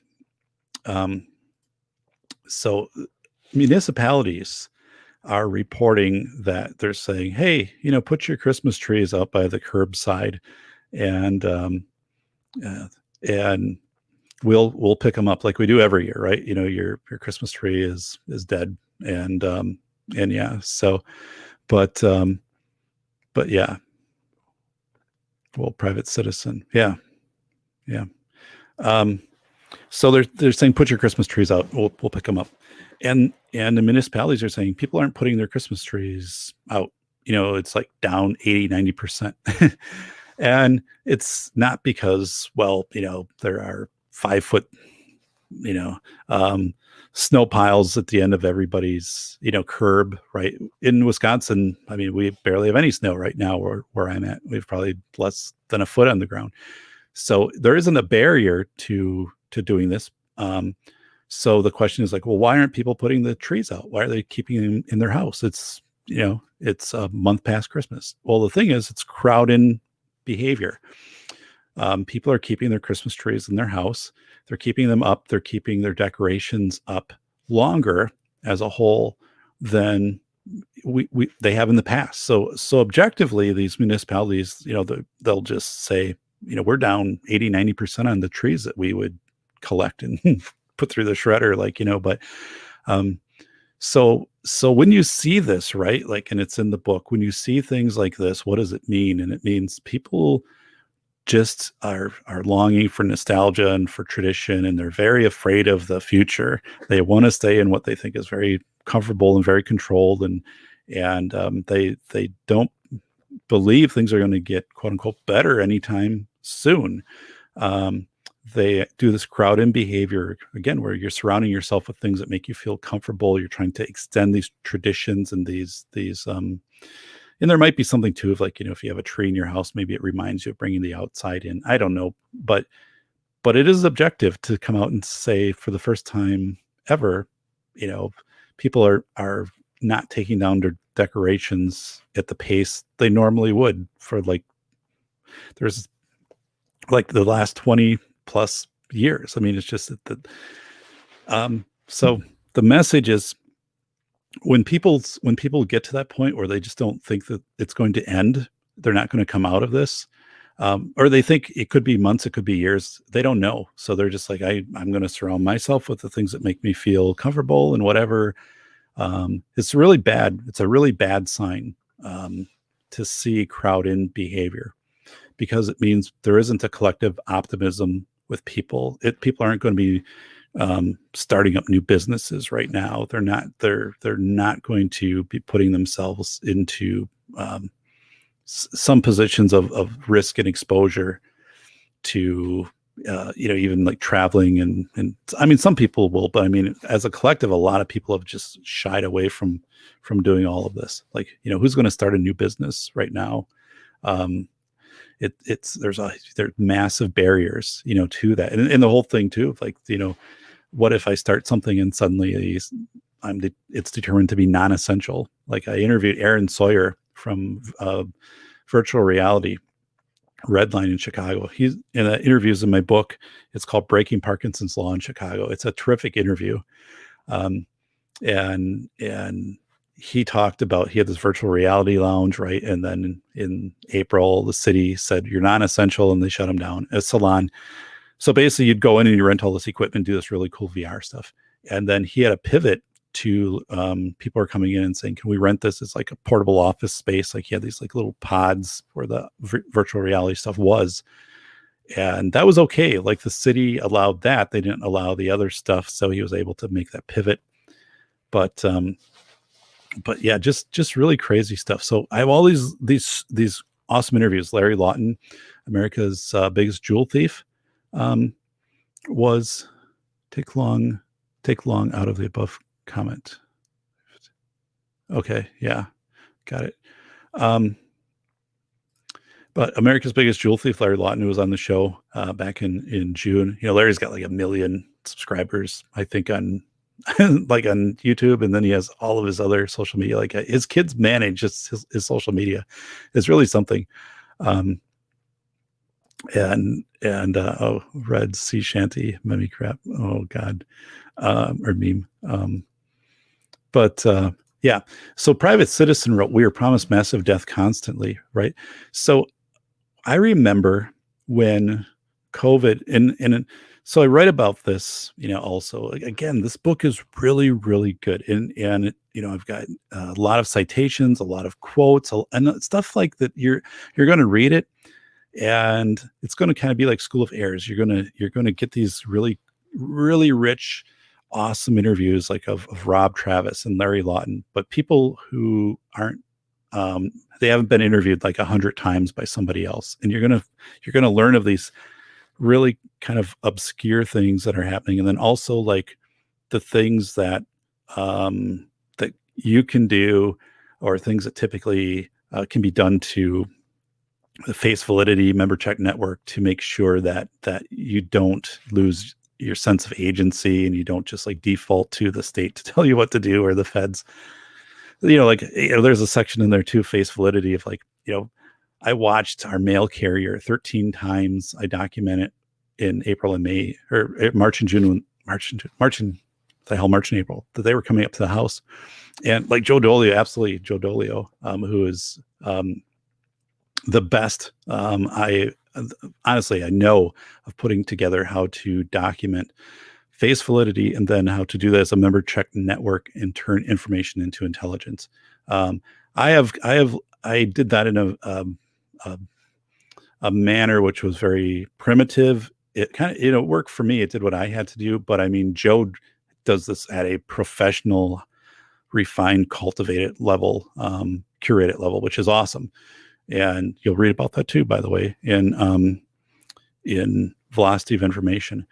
But I remember when in March, so we were supposed to go to Disney, and like March 19th, I think we're supposed to fly out to Disney and Disney Orlando.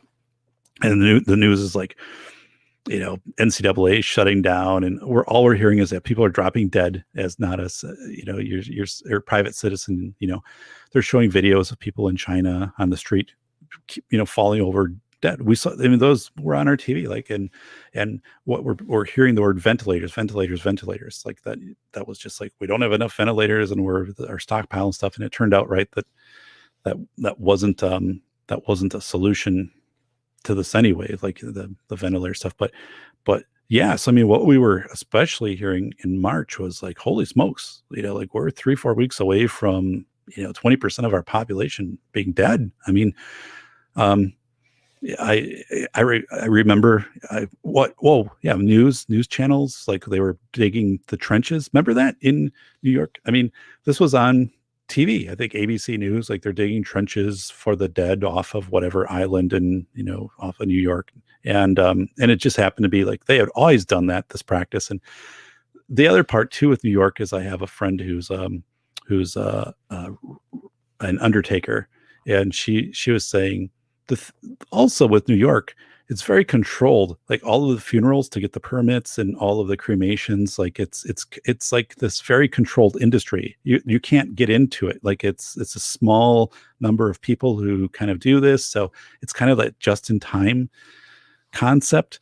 And she was very detailed, and said, also this process, if there's any increase, it looks like it's much more substantial, just because they don't have the capacity under their system to increase funerals or cremations, and even the bureaucracy and the paperwork and the timing on that is very rigid, kind of maybe going back to mob days or whatever. But she said, that system didn't work well before, I guess, COVID. So, which is really pretty interesting, when she goes in and is someone in that industry and was pointing that out. But so, yeah, so, we're getting the news, and my wife and I, after the kids are in bed, and I'm trying to think, how the hell are we going to go to Disney, because still wanted to go to Disney, and well, because it's cold here, weather was sucked. I'm like, get down there. But then I'm like, who do we know down there? So relative, if we had to like have, do they have a vehicle? Could we stay at their place, or like, could we drive back with it? So we did have like contingencies put in place, but then it just like all fell apart. Like, they shut down Disney. And, but we went shopping, because like, again, what were you hearing? Supply chains are going to be not interrupted, like just collapse. Like Tyson Chicken, remember Tyson came out and said the supply chain is breaking. And really, I mean, that was a just-in-time thing, and there was some political maneuvering with that to try to get kind of like a stimulus package or some funding that would come into that. But my wife and I tag teamed and did shopping. So she would go shopping, and we had a list, and we built a whole pantry on the other side of the wall. And then I would go shopping. And I remember I was shopping, and it was maybe like midnight at our grocery store. And there was this kid in front of me. It's a kid, like maybe 20, early 20s.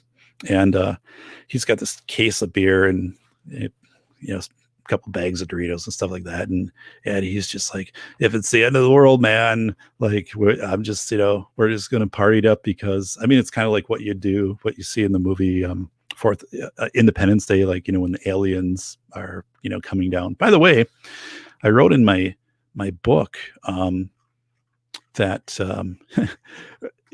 this whole thing, like, do you remember it was back in March, when the US declassified 3 Navy videos of unidentified spacecraft, and they're right on I have the link to them. They're right here on the One Government website. And now there's more information coming out, but the thing was with this, so it was April 27, 2020, the U.S. Department of Defense authorized the release of public release of 3 unclassified Navy videos from 2004 and then 2 in 2015.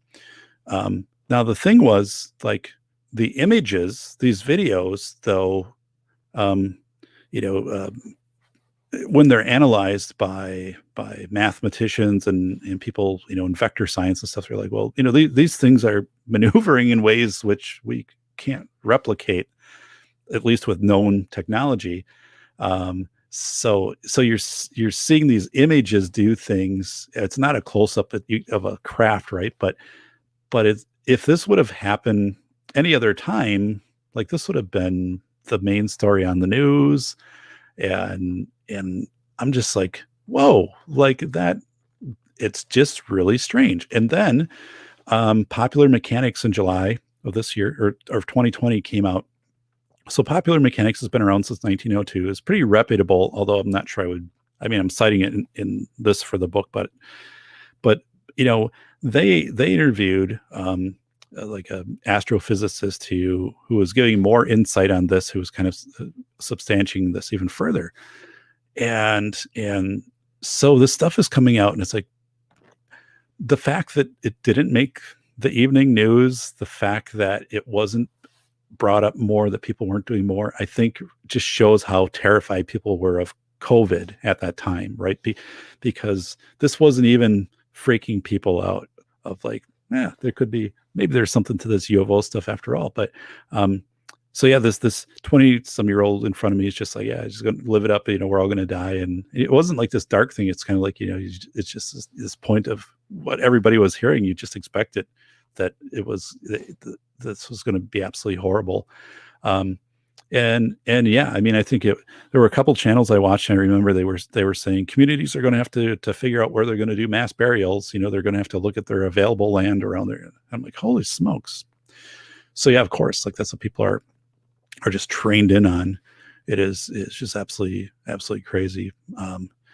But so yeah, my wife and I were doing tag teaming and kind of getting up some supplies, because again, we didn't know what we were going to deal with. Like, we didn't know the behavior around us, if this was authentic. I have a family, we have to make sure that we have what we have, available, that we can sustain ourselves as as a family. But it was absolutely just insane.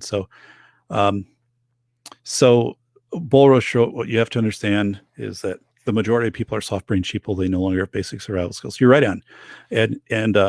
So bull rush, you're 100% accurate with that. And that is the second chapter of my book.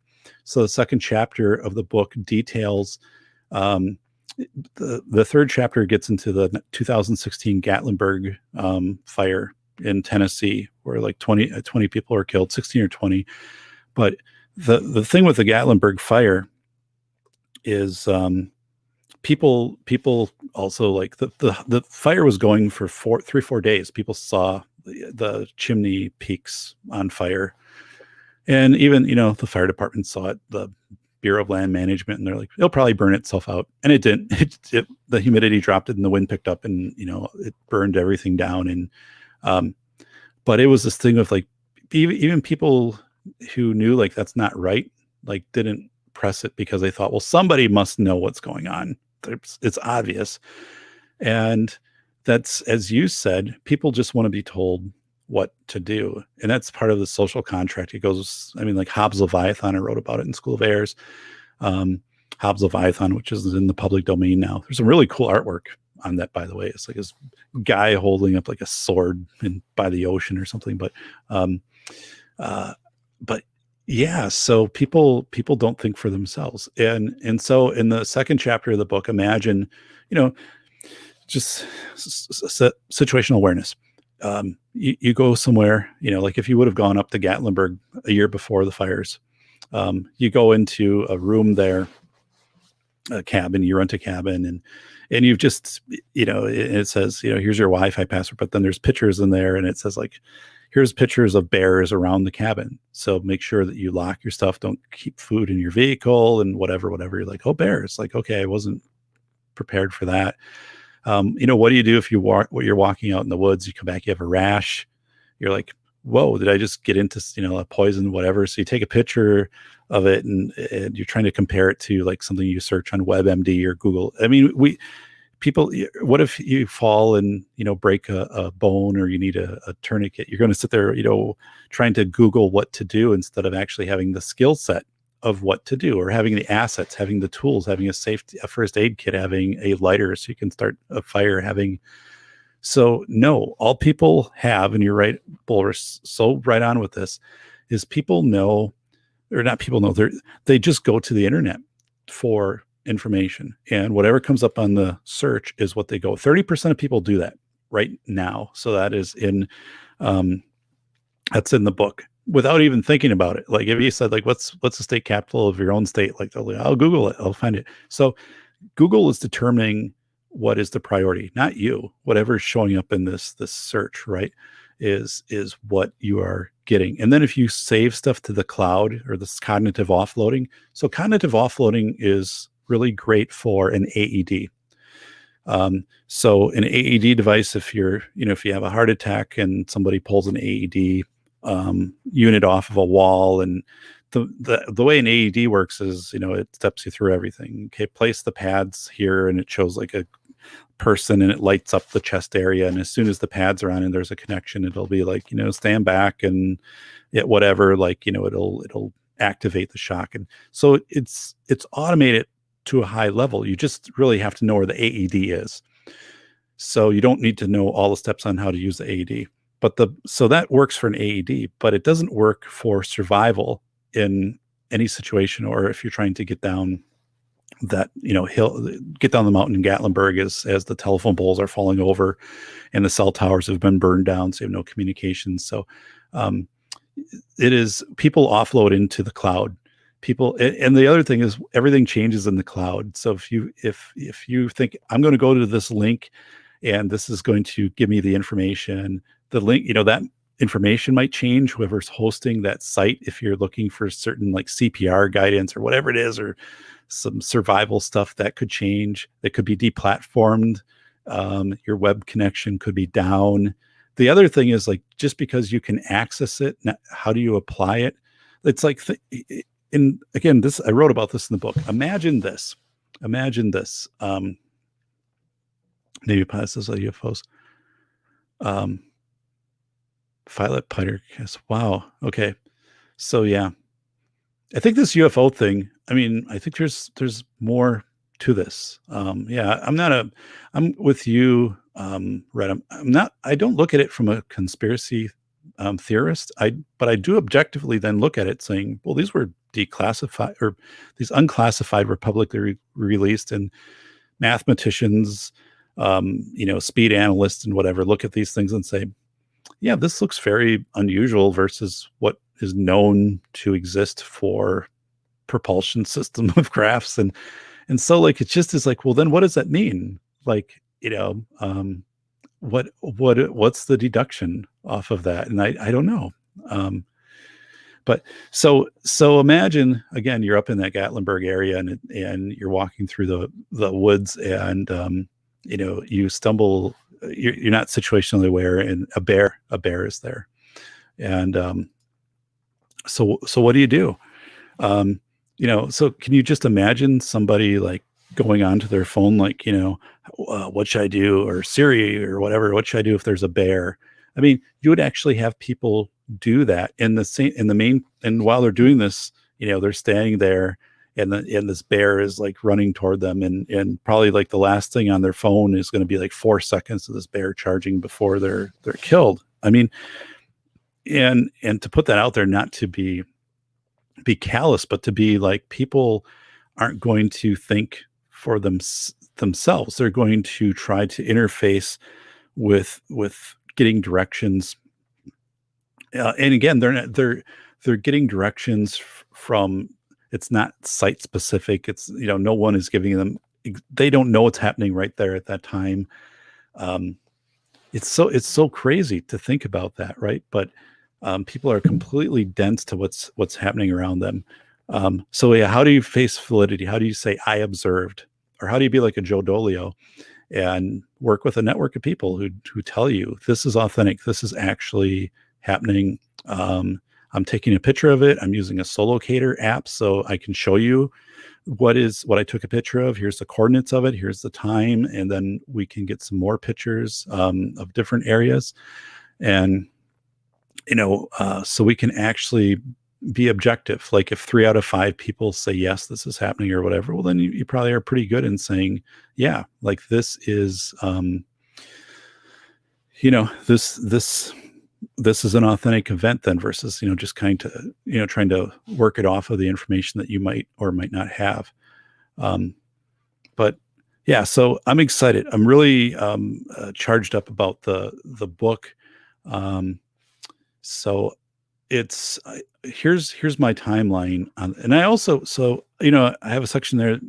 If you guys follow, his name is he goes by Boss of the Swamp. So he's lived out in the woods since the 80s, and he has a YouTube channel, and he talks about slime flux.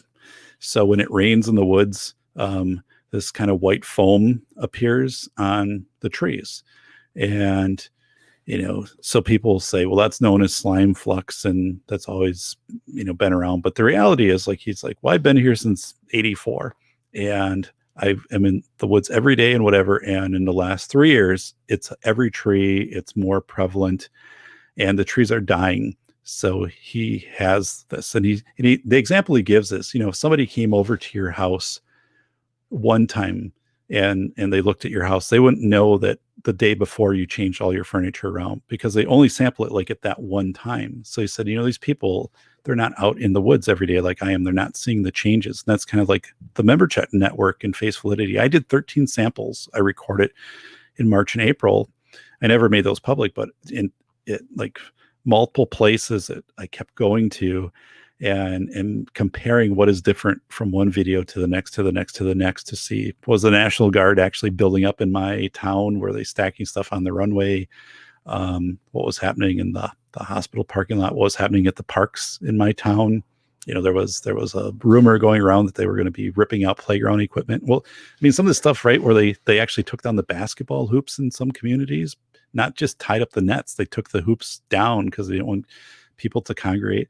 I saw there are some places out east where the ice skating rinks, the public rinks, they went out and they threw sand on them. They had the the skateboarding thing in California, the city, one of the cities, was it Los Angeles, went and fill it in with sand because they didn't want the kids going out there, which is so also crazy, right? Because, if you're out there and you're getting sun and vitamin D and fitness and exercise, that increases immunity. There was a study that came out, which I cite too, in June through the National Institute of Health, saying we really should be doing a campaign right now to get people to be healthier, to eat better, and to get some exercise. And the military had one called the Army Civilian Fitness Program in 2015. It was for anybody that worked for the military in a civilian capacity, like a contractor or just a non, just in accounting or whatever it could be, like a civilian capacity working with the military, and it was free, and it was pretty well done. Like, I did research on it, and you could have easily have scaled that up for people at the start of COVID and said, here's a way to get more fit. We all know Drew Bay, right? I mean, it's a Drew Bay has said it so many times. I mean, if you're fit, you're harder to kill because, I mean, you're going to be, it's less likely one would get sick, or if you did, you'd recover faster because your body would be stronger. And absolutely true. The scientists came out and said, well, I mean, it's not like we have to convince the scientific community that some exercise and eating good makes you less likely to get sick. Like, that is what's called like an axiom, AXIOM, an axiom is a truth. So they were basically saying, we need to kind of do this at a national level, like to get this out there and have some campaign. Because if you just did that and had that, and you had people logging in, like if you made this website available to everybody and whatever, and you could do all these crazy things too, like do badge systems. Like if you could, if you did so much with it, you could earn like a virtual badge, which people go crazy for. That's why people are always addicted to Candy Crush. And I have a friend in the game system who designs video games at a very high level as his whole profession. He's like, yeah, the psychology, right, of doing this, you could have had people kind of addicted to these things. I mean, how many people are addicted to their Fitbit competitions? And you could be, remember the old patches you used to get back in the day for presidential physical fitness? I remember I earned some of those, and then they phased them out because they thought it made kids feel bad if they didn't get the patch. And, like California a year or two ago got rid of FIED because they thought kids who weren't quote unquote good at FIED or whatever, it had psychological harms. But crazy stuff like that, of saying, why would you get rid of physical fitness and nutrition and all of that? But so the book points out, right, we didn't have a national committee, we didn't have a national movement of saying, get fit. Get fit. You're going to you'll increase your resistance to COVID. And why did that not happen?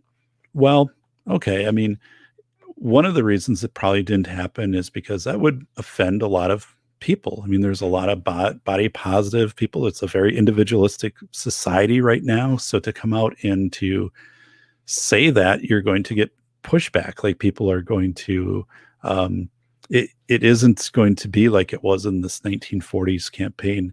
So I think that was the reason that never got charged up. But I point out in the book, like, you need to know that for yourself or your family or your friends, of saying, if this is what they're saying, like, we've got to be in the best shape to give us the best chance. So we're going to drink water, we'll stay hydrated, we're going to work out, we're going to eat better, and we're going to increase the odds that we'll survive. At least us as a family unit, right? We're going to do that.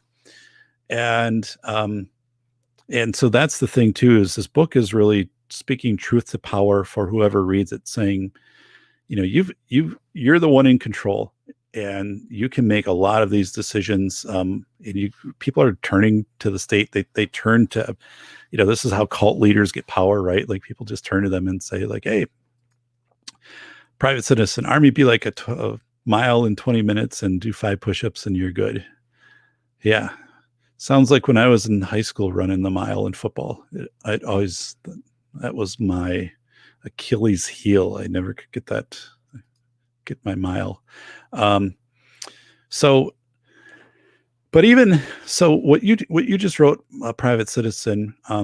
Yeah, I mean, so there's a face validity to this. Like some people wouldn't do anything, right? They would just be, or the bar would be so low that everybody would be a fitness winner, right? Like they would tier it so to make people feel that they were doing something. So there would, so there would be a psychological aspect of it, though. As Bullrush said, people want to be told what to do. So there will be a number of people who would just, if they participated, even at a small level, and they would have a perception that they were in control. They had control over what was happening. So yeah, when I look to that Civilian National Morale Committee in 1940, it's amazing because like Dr. Seuss was on there, and if you look at what Ted Geist or Dr. Seuss, like a lot of propaganda stuff in World War II. Like I don't know how the hell he never got canceled in today's cancel culture, because it's really, really wild. But that approach had all artists and so much of people that were producing radio shows and early broadcasting and stuff like that, and how to artistically and visually convey this to people, and through movies and things like that, of what they need it to do. And of course, that industry is all different, but we didn't have that, right? We never had any type of this. So what the book says is, don't expect this, because politically, no one is really going to take this on, even though if it's the right thing to do. And how can you argue against fitness? But you would, like, people would, or they would be like, I don't want to be told what to do on that. And or you, you could do a national thing and you could have states opt out of it. I mean, the politics were so weird in 2020, right? I mean, but again, saying I'll do this at my own level. This is my home level, or now it's going to be my home and my family, or maybe it's like my club or my Elks club. Like, we're going to do this. And that's the level that we have to really function at, our member check level. So you're going to understand how to do member checks when you get done with the book. You'll completely be competent with that, how to put that together, how to teach situational awareness, I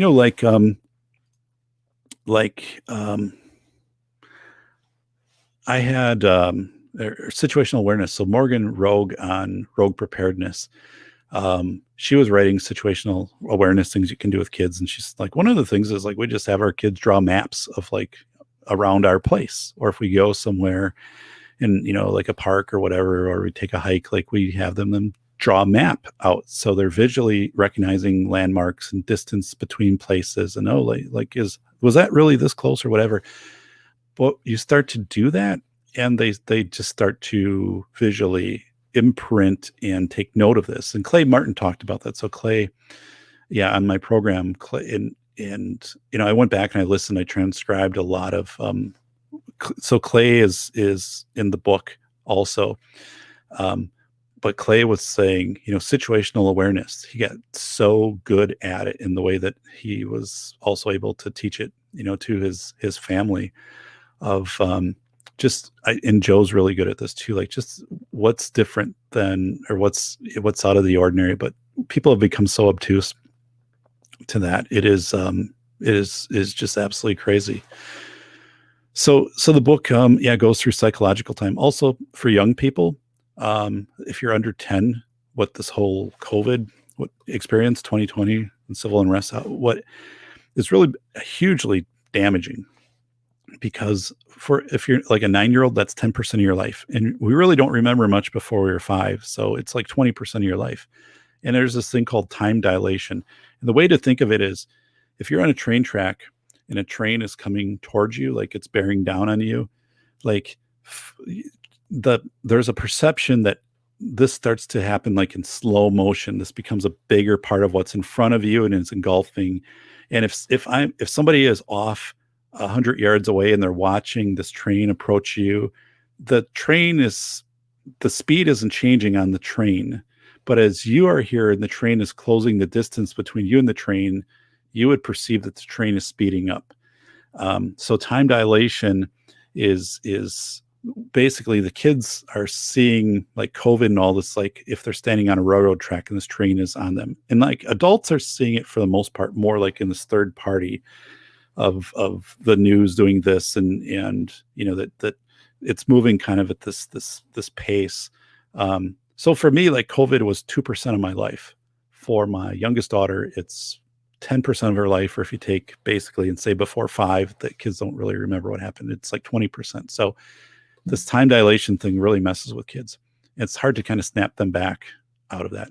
And then also, if you're older than like 80, a lot of people have had their routines disrupted, and they're just like, I don't, my casino stuff, my Friday night fish fry is done, my NCAA basketball is done. So there's a section written about that, a terrific story about an 86-year-old man that used to be a reporter. So he covered like, all small town, like sports events and things like that. And when COVID hit, it disrupted his life so much, he and his wife, that he was just like, well, he was mad because the NCAA had shut down and stuff like that. And then his wife was saying to her daughter, so their kids basically, she's saying, I think he has like dementia. I think he has like early onset Alzheimer's or whatever. So hey, Bacon got his 35th subscriber. That's awesome. So please, if I wake up tomorrow and I'm over 400 subscribers, I will feel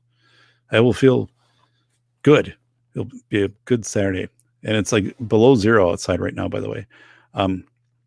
So anyway, there's this amazing story too. And how many of us have elderly parents or relatives, right? And you're thinking, man, they're really acting like they don't care right now, or they've just given up. And sometimes that could be true, but in other cases, it's like time doesn't really mean that much to them. They don't need to know that today is a Tuesday and whatever, because their routine of going again to the casino on this day, or this day for whatever, that's all been disrupted because of COVID, or shutting down these places, or the gatherings, or they're not going to church because the church is saying we're not going to do in person. So it's not the fact that they are losing it, it's just the fact that it's like, all right, what does it matter? That was the thing. Like, so she had done this kind of soft assessment, and this is her profession. So she's going through, and she's like, that's not the case at all with my dad. She's telling the siblings, he's fine. Like, he's got it together. So they ended up like just purchasing a big clock and, they purchased this big clock that has the time, and the day of the week, and then the date. And it's like 2 foot by 2 foot. And they have it for people who are, elderly and with visual, vision loss. And so they just put it up on the wall, and that made all the difference for him. So he's like, oh yeah, it's okay. It's Tuesday. It's 11 o'clock. I guess it is whatever, January.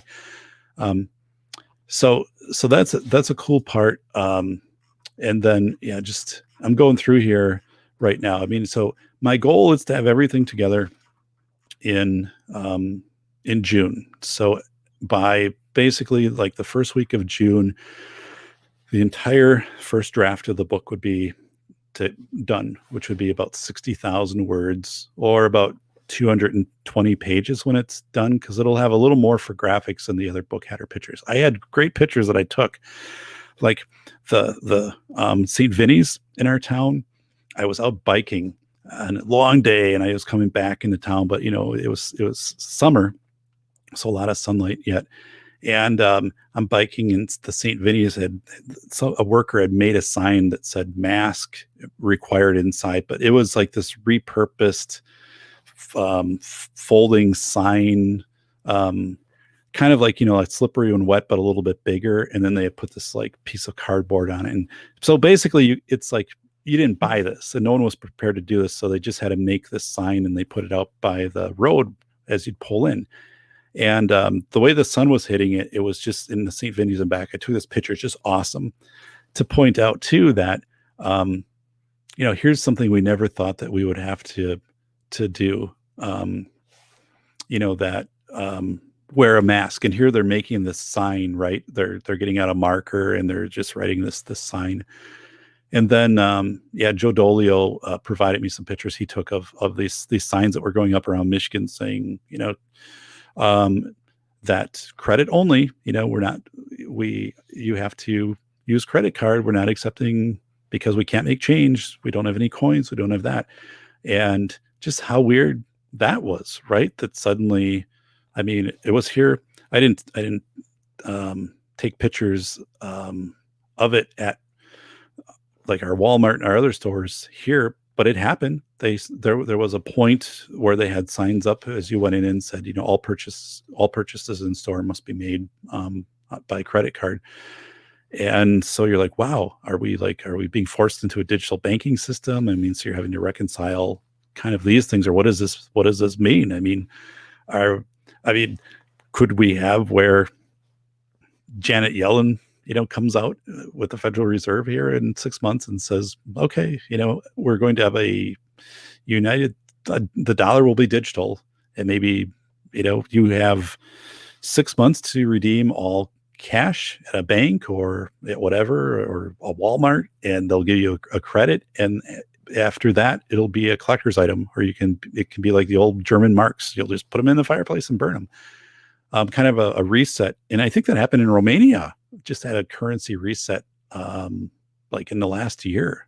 It said, turn in all your currency. So you kind of think like that can't happen, but it could happen. And actually, I think Bitcoin could kind of be the causal factor for that, because, the Federal Reserve is looking probably at Bitcoin, right, and saying, wow, like we don't want a lot of money going into the system where we're not getting our cut off of it, and we're not being able to, printing additional dollars isn't, hyperinflation isn't going to hit Bitcoin the way that it's structured. So, the Fed's got to make a decision pretty fast on Bitcoin, right? Like if they're going to attempt to regulate it, but that's a tricky hand to play, because if Bitcoin basically says, fine, like, we're now an international currency across so many, the dollar would pretty much collapse if it went head to head with Bitcoin and Bitcoin held up. That would be the end of the Federal Reserve. I mean, DT, right, and the Black Brigade, DT really gets into that. But so the book gets into these things too, of saying you have all these weird things hitting you, and how do you get information during chaotic times? I had that interview with Larry Lawton. You guys probably remember, Larry Lawton, America's Biggest Jewel Thief. So he was saying, hey, when he was in prison, how did you find out about 9/11, and how did you get information of what was really happening on the outside? And he's like, the guards might tell you, or else like someone would be transferred in, and then like they would tell you because they knew it from where they were at. But he said otherwise, there was this process called, I think it was kiting, K-I-T-I-N-G, kiting, where you could take a piece of paper, for example, like an 8x11 piece of paper, and fold it like 100 times, and put it like under your tongue or in the back, or basically other places where it probably wouldn't be found. And then you would smuggle that in and get information out. But some of that information was stuff like what had happened at 9/11 and things. So, because he said, I mean, you had so little idea of what was happening on the outside at that super high max type prison thing. And he told that story, which I wrote about in the book, where when he was released, I think it was 2007, he was on a Greyhound bus, and they were going to stop at a gas station and to eat. And he's like, why are we stopping at a gas station? Doesn't make any sense, because he's thinking, what am I going to grab? Like a Snickers bar and whatever. So they pull up to this gas station, and there's a Subway attached to it. Of course, that's a lot of the gas stations are that way now, Subway or an Arby's or Burger King or whatever. So, and this is like 2007. So he gets off, and of course he gets in line at the Subway, and he said he's looking up, and there's the menu overhead and stuff. And he said he just like, he lost it, like all of these options, all of these potential choices. And that wasn't his life in prison. Like he never had those many choices. Everything was prescribed for you. He said, he had it down to, I mean, you of course can make decisions on whether or not you're going to, like a Viktor Frankl, whether you're going to have a positive attitude or a negative. But he said, actually, in the things that you could make decision on, there are very few in prison, maybe like 15 a day, where for most people, like it's like hundreds of decisions, like from picking out like what you're going to wear to what you're going to eat to what you're going to watch and all of these types of things. So he was overwhelmed. He basically went back to the bus. He just put his head down, went to the bus, and then he was thinking about, should I beat up the bus driver? Should I do something that'll get me thrown back in prison? Because I know that routine. Like I'm not going to feel this anxiety. So he called a relative, and she picked up and she talked him down, basically said, "Oh, yeah, I'll just call me. I'll help you through this. Like it'll be you'll adjust." But he didn't adjust for quite a while. Like Larry was telling me, he said, I would go to restaurants, Dave, or place to eat. Like I'd go golfing, and I would always order the same thing. Like I because I was so used to having one choice, and I never looked at a menu or whatever. And then one of his friends stopped him one day and said, "Hey, Larry, like," or told the waiter, waitress, whatever, just wait, come back. And then said, "Larry, I want you to look through the whole menu, and I want you to pick something different today."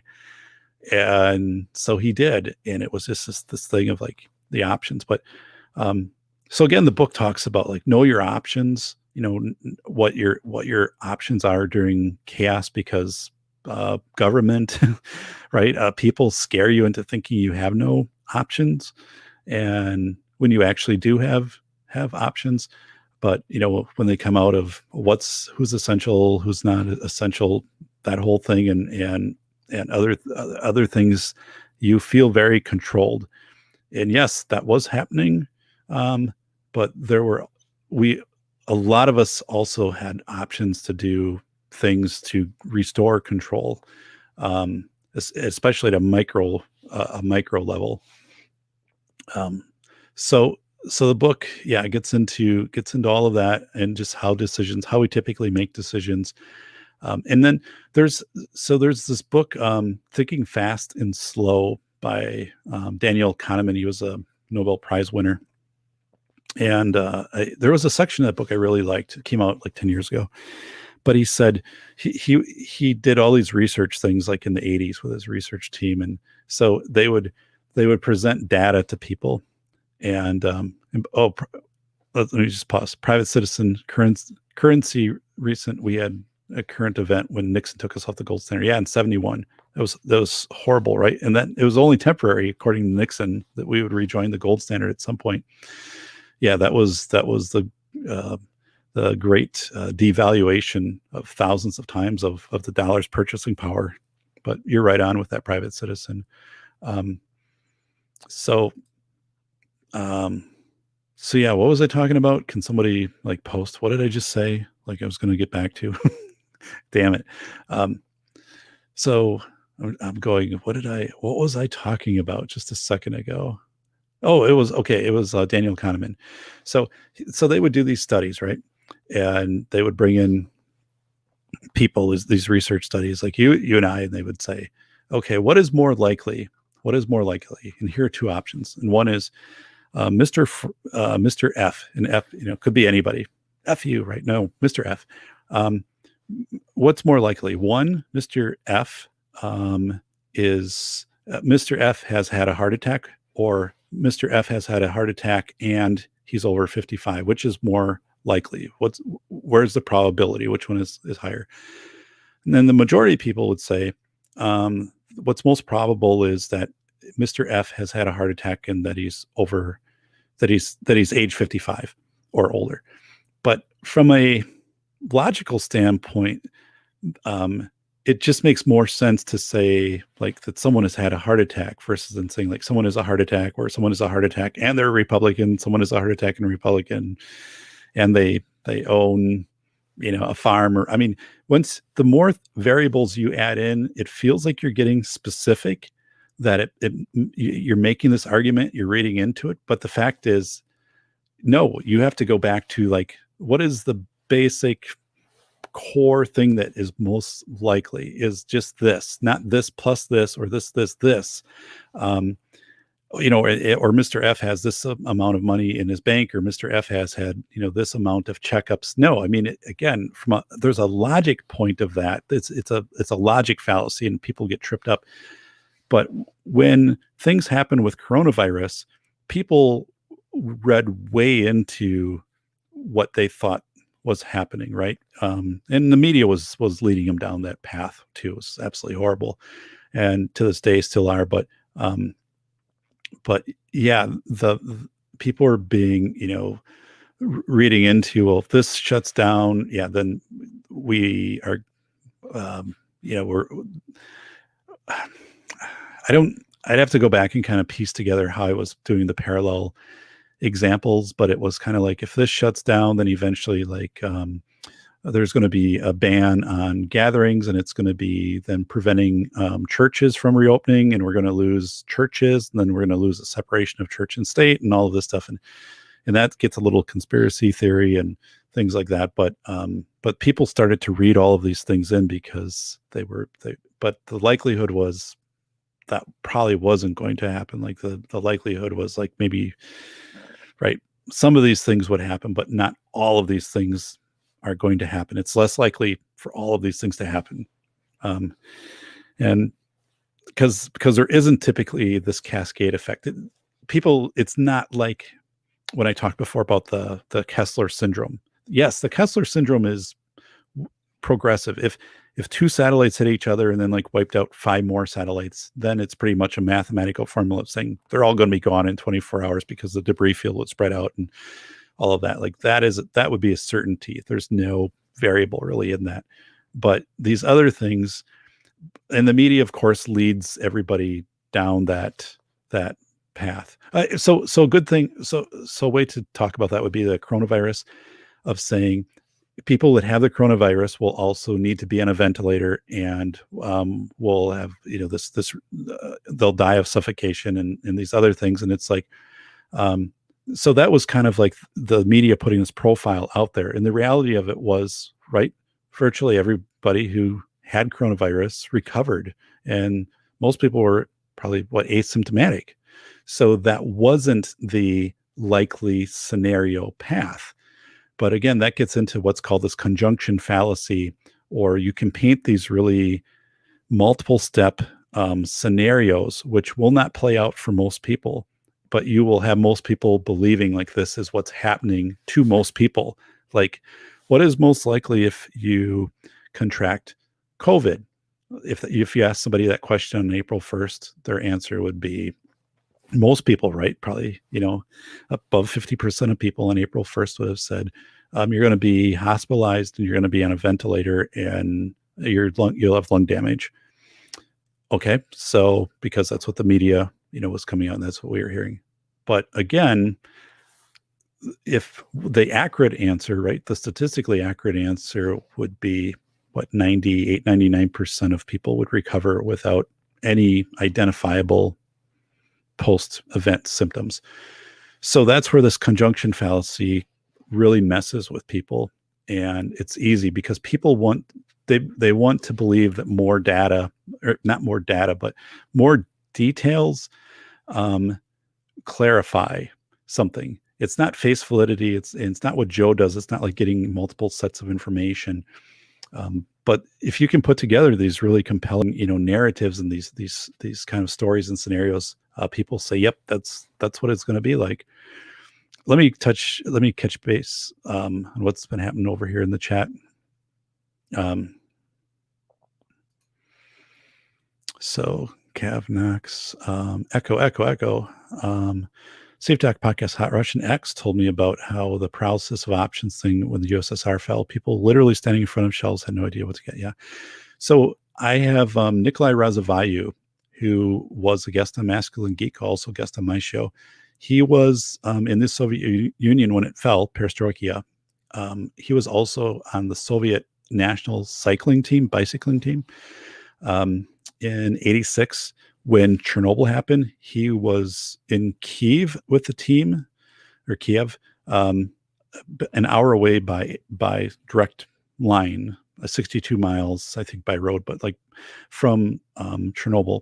And he was talking about how, So he has a huge section in the book. I mean, we have like 20 pages of Nikolai in the book, of saying, they're pulling up, they're driving with the van past all of these buses, hundreds of buses that are covered in lead sheets because of the radiation. But like, they have been told about Chernobyl, and the bus and the guy driving the van's like, hey, there's been an accident at Chernobyl. Okay. And so like, he's like, well, like nobody knew what that meant, but you knew it was bad, right? Because of the nuclear reactor. And the state media, Soviet era media, is not telling anything. They had the Moscow muffler. Look that up sometime. The Moscow muffler. It was this huge radio wave complex.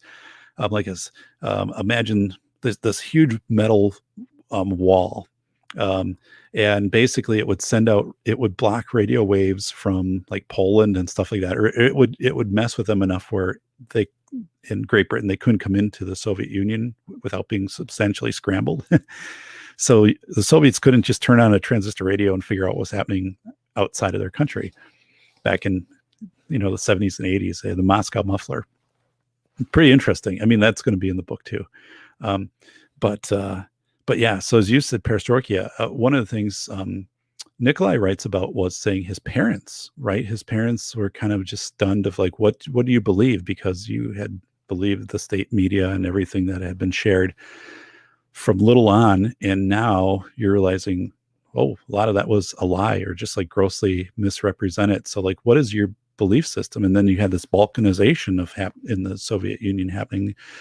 So he said for them to, and at what level do they accept what's going on, or it's kind of like right now with COVID, right? There's a parallel there of saying, if you have someone who's like 80 years old, like you don't have to force them to believe everything about COVID or to scare them about COVID, right? Because what benefit is that going to do for them? They're already probably not going out much and things, and you don't have to like overly freak them out. And he was saying the same thing, like kind of with his parents, like they understood what was going on. But to try to sit down and force them to reconcile of how the Soviet Union was different than what they understood, I think you just break people when you do that. And at a certain point, there's a loss of humanity if you get to that level. It's really brutal, and that's something where you've got to recognize that there are certain people you cannot force into saying this is actually how things are. And people are like, we're going to have a vaccine, back in like October, people, kind of doing the Peltzman effect of saying, well, I'm going to live my life because there's going to be a vaccine, Operation Warp Speed. We're all going to be vaccinated by, the end of the year and everything will return to normal. It's like, yeah, but logistically, right?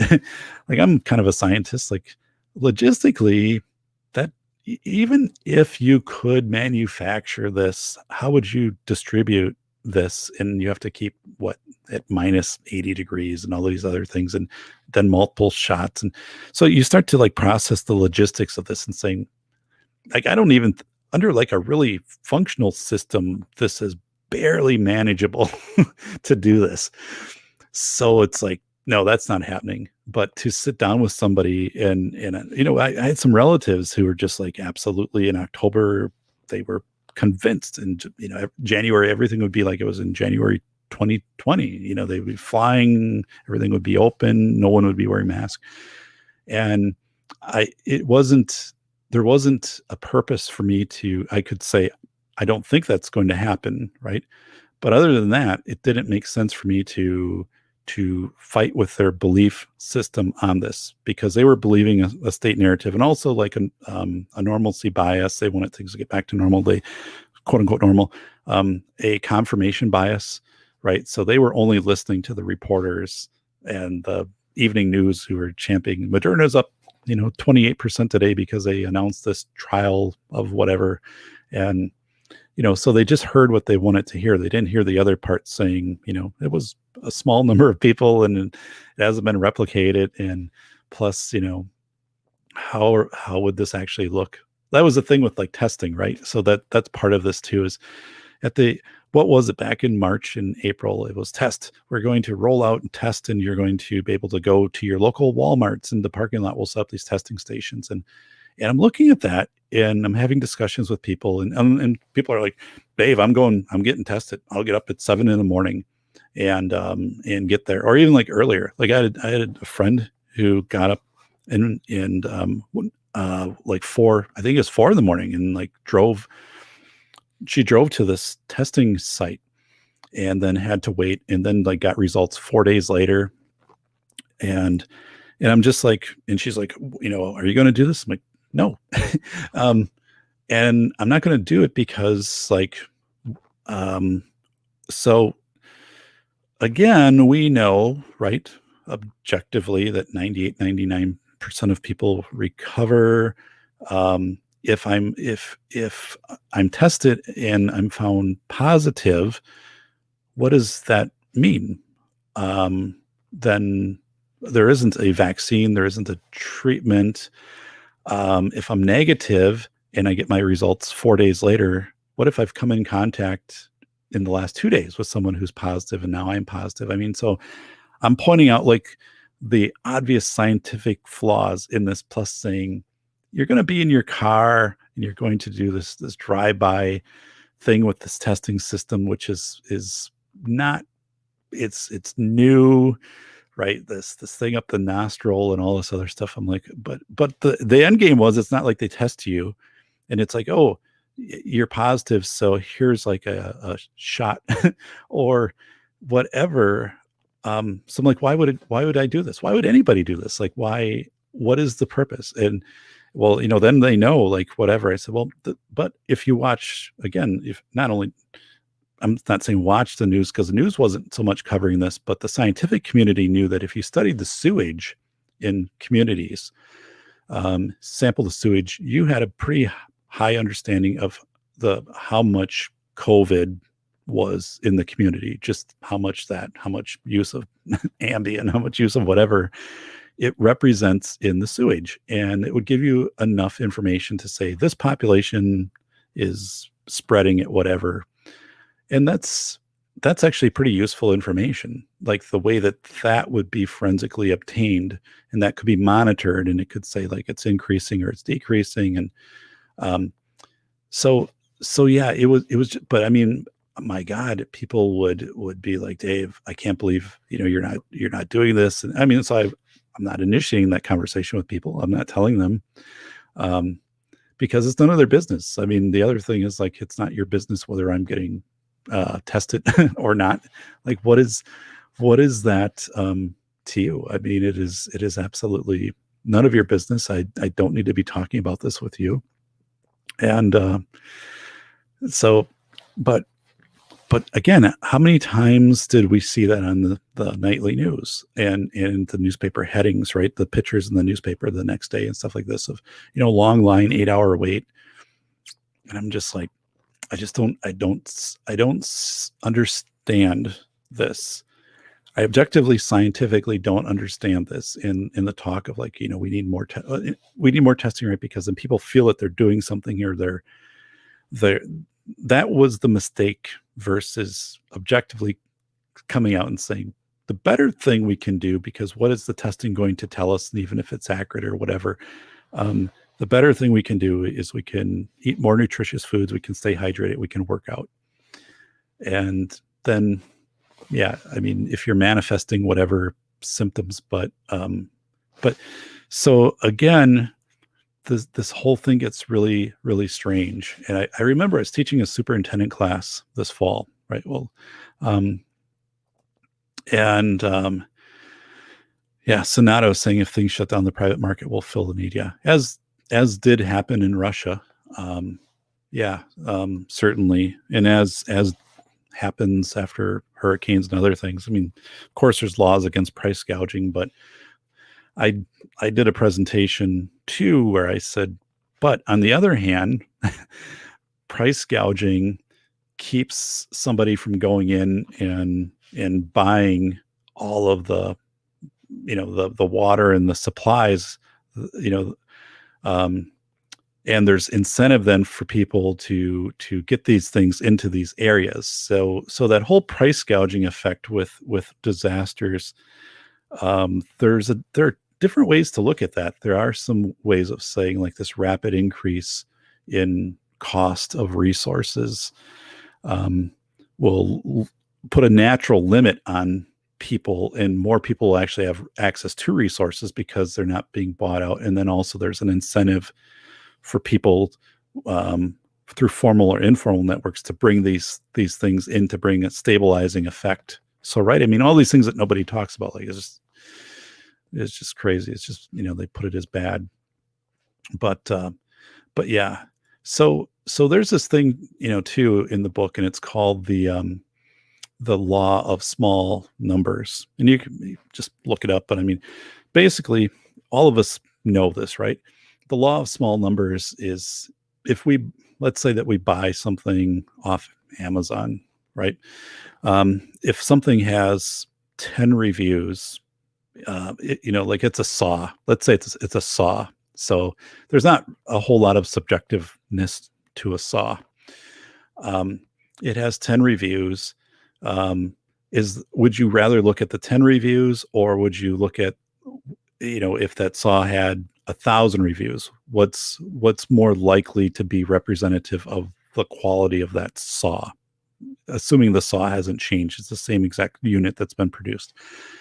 Well, the law of small numbers is saying, you might get one person out of 10 who gave it a 1 star because they didn't know how to use a fucking saw.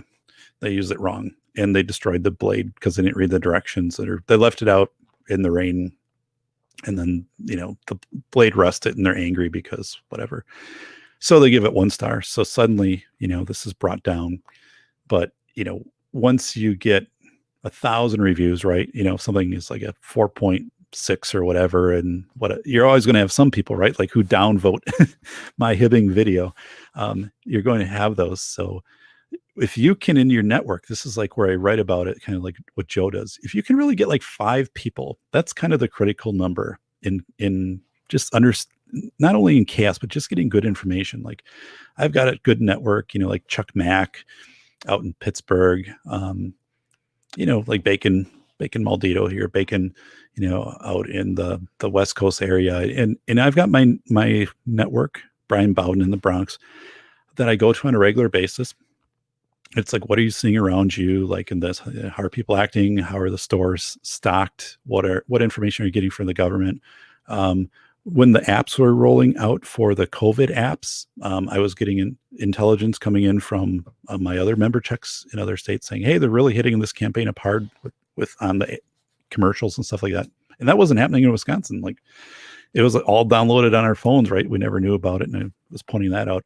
But then we didn't have that until later. Like, that was maybe November or December, and other places are like, oh, like Colorado, like, had it in July, and they were telling people to sign up, for this app, and like 1 million people had the app on their phone, the tracking app for COVID, that you'd be notified. Which, again, I mean, I argued that from a logical standpoint of saying, well, like, what's the benefit of that? I mean, if this app is using Bluetooth to identify if you've been around somebody who's tested positive, you've been close to them, and Bluetooth range, 12, 15 feet for 10 minutes, it will notify you, and then you'll get directions on what to do. Basically, that's an end game of everybody would be notified who had the app at some point, because you're going to be in proximity. If you go to a Walmart, if you go somewhere, like, it's a statistical certainty, unless you're extremely, isolated, which then is, you're already self-isolating, you're already at home. So I'm looking at this saying, anybody that downloads this is going to be told to stay home. I mean, the mathematics on this, if they're out and they're doing shopping and getting gas and going, to church or hiking, even, in an area where other people are hiking, like, this would likely trigger.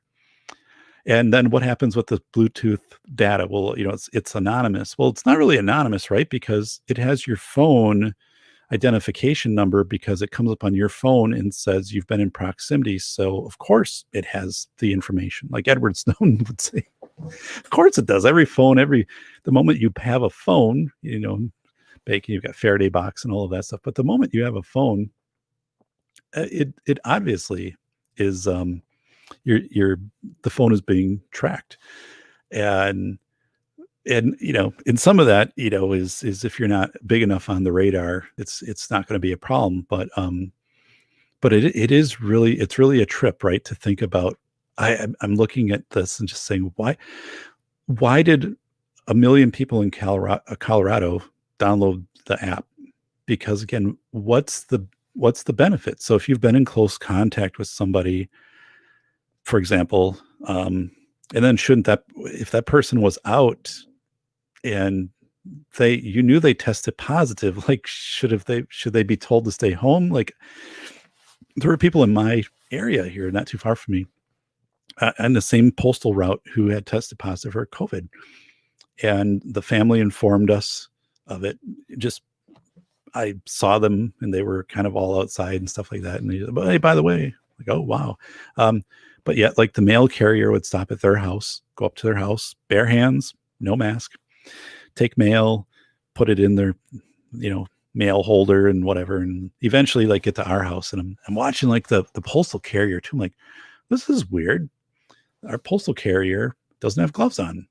It doesn't have a mask and isn't doing any magic blue light with our mail. I mean, there isn't even some type of protocol performance that's going on of like even putting our mail inside of a plastic bag and putting it into our thing. I mean, something you think would have happened with the post office. Like there would have been something saying everybody has to wear gloves and the gloves have to be visible so people have confidence that their mail is being not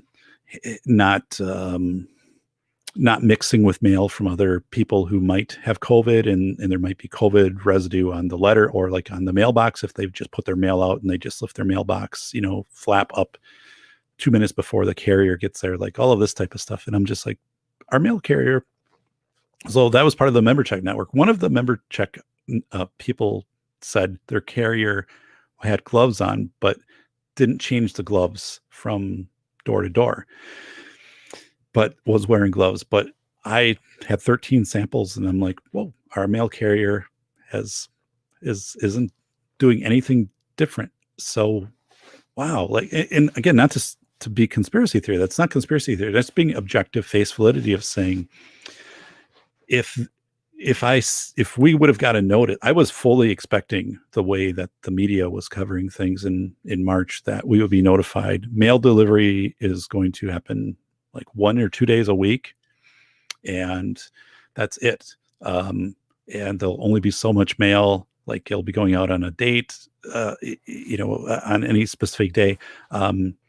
That all of these types of things would have happened to minimize the contact of going between one location to another for cross-contamination. Or even like if you would have had something overt coming out from the postal service saying, we have we have the little plexiglass thing, as most of you probably do at your post offices now, which is just goofy, when you're going up like a virus and all these people coming in to the post office in this confined space, like that isn't hovering in the air and working its way around. But these weird face validity things of them, like, God, I don't get this. Like this doesn't make sense to me of why is the mail carrier not wearing gloves or changing gloves or having some change in procedure or wearing a mask. So it was just really weird.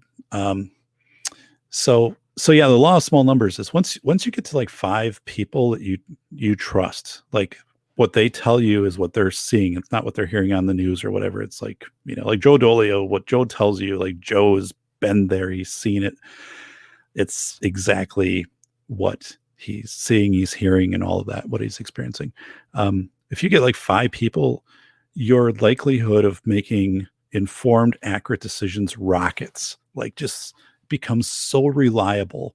You get up in like the 1% of society with that, with your decision making, is like just informed and accurate and right on. And your anxiety goes, all of these things, like when you get a network of like 5 people.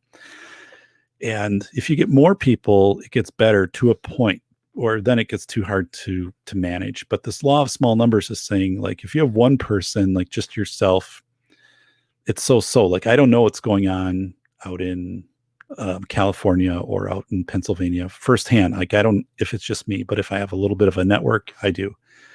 And then, yeah, once hypothetically, the larger network you'd get, you would be able to get more information, but to try to manage that just as a person. But if you can get to 5, through this law of small numbers, like, you're just much better than 1 or 2 people. If you can get 5 and 3 out of 5 people are saying, yes, like, I am seeing at my Walmart, for example, that there are bare end caps in the food aisles. If 3 out of 5 people say that, then it's like, okay, we know that Walmart wouldn't keep end caps empty because you'd have stuff out to try to sell it, or at least you'd have signage of saying, hey, like, go online and use like our, off of our website or something. Like, you just wouldn't have this empty.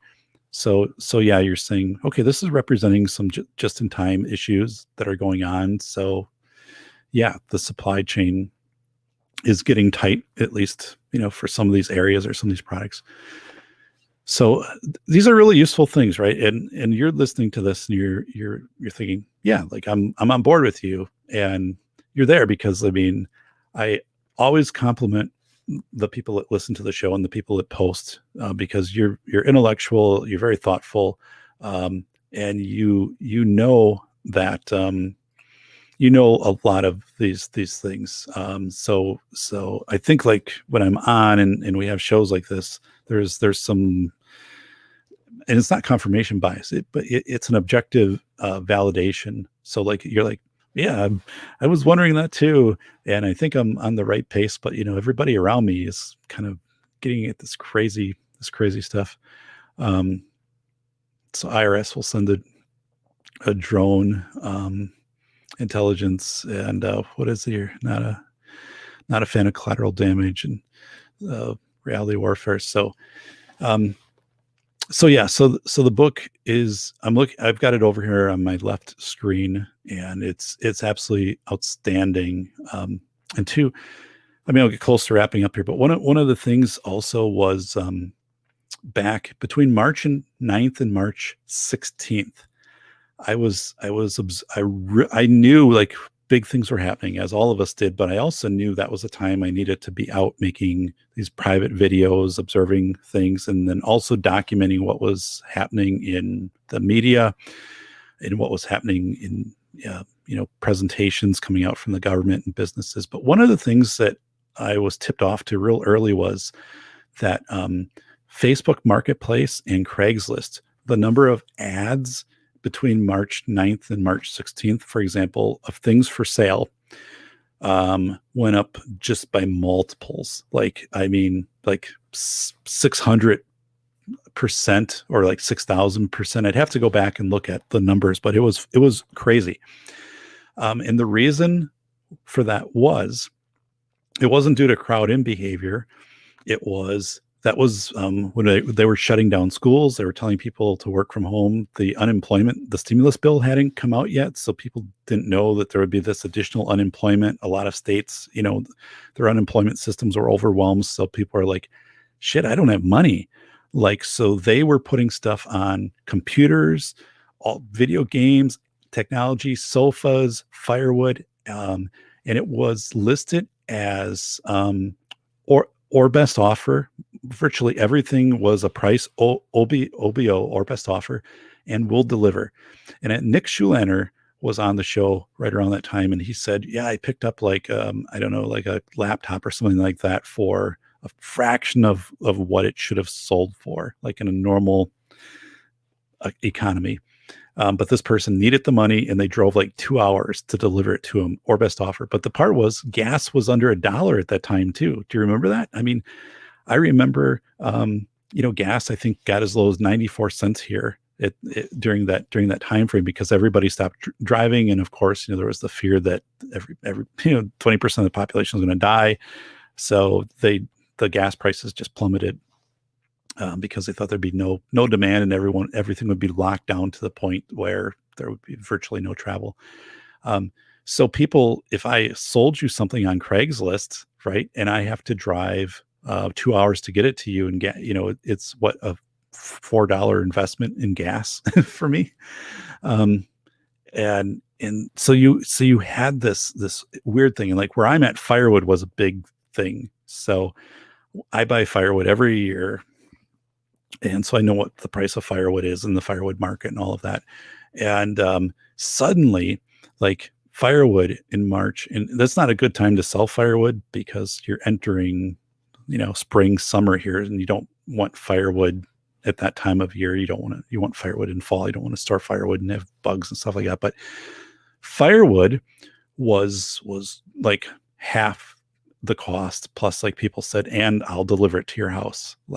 So anything that they had, I mean, if they're thinking, okay, I've got, yeah, this, I can sell it, I can liquidate it. And that went away. As soon as the stimulus bill was passed and it said the unemployment would come up to like what, $600 a week, that that stopped. Like that ended immediately. And of course, the systems weren't that nimble to process all the stuff, but psychologically, that moved people out of that scarcity mindset. Um, and now what you see on Craigslist and Facebook and stuff is completely the flip side of that. It's like people are like, I'll drive anywhere to get a freezer because there isn't a freezer available, or a video game system. Those things are out. But like freezers, for example, between March 9th and March 16th, you would have been able to, get a freezer at a bargain, right? Or if you would have put out there that you're looking for that because someone's like, oh yeah, like $100 or, whatever, $200 for a chest freezer. Like, yeah, I'll sell it to you. I want the money. Because the supply chain stuff hadn't started to kick in yet at that time. And then, and right now it's the flip side of that, where it is some of these crowd in things like freezers and even things like interior paint, video games, pillows, bedding. I mean, there's a whole list of things that are in short supply now, that normally this time of year wouldn't be at short supply, or just normally year after year you wouldn't have a run on pillows, right? You wouldn't have where suddenly you can't get pillows, and that happened. So that shows that whole crowd in behavior. And then I also break chaos into 4 phases, which nobody's done. Like, people identify chaos as either it's binary, either it's chaos or it's not. And so this is like the professional, not professional, I shouldn't say, as a scientific community, chaos is identified as, and there really aren't theoretically degrees of chaos. So chaos is kind of like turning on a light. You get out of your torus or your self-similarity, and if it's individual or if it's like a system chaos, you're like, once you're out of that, technically you're into a chaos event. So there are 4 levels of chaos that I write about. And the first one is that it's brief and localized. So, if you have Gatlinburg in 2016, the Gatlinburg fires that impacted pretty much the Gatlinburg community, and it didn't spread all across Tennessee. It happened over a couple weeks relatively, and then it was over. I mean, there's lingering effects, of course, but then this was over. Intermediate and regional, that could be when Hurricanes Irma and Harvey hit. So you had Florida, Louisiana, parts of Texas, Alabama, that were inundated with successive hurricanes, and then had damage that wasn't being repaired for months. And I had, at Katy Pashon and Cajun Navy Relief, I knew that the systems were broke down there for a long time, multiple months, like didn't have reliable water in a number of communities, mold in houses, and, kind of like after Katrina would have been another example of intermediate and regional. And then you have extended and international. Extended and international chaos events would have been the 1930s depression, worldwide depression, 1986 Chernobyl, was again extended multiple months. It was worldwide. People forget this too. Like I bring up headlines. The U.S.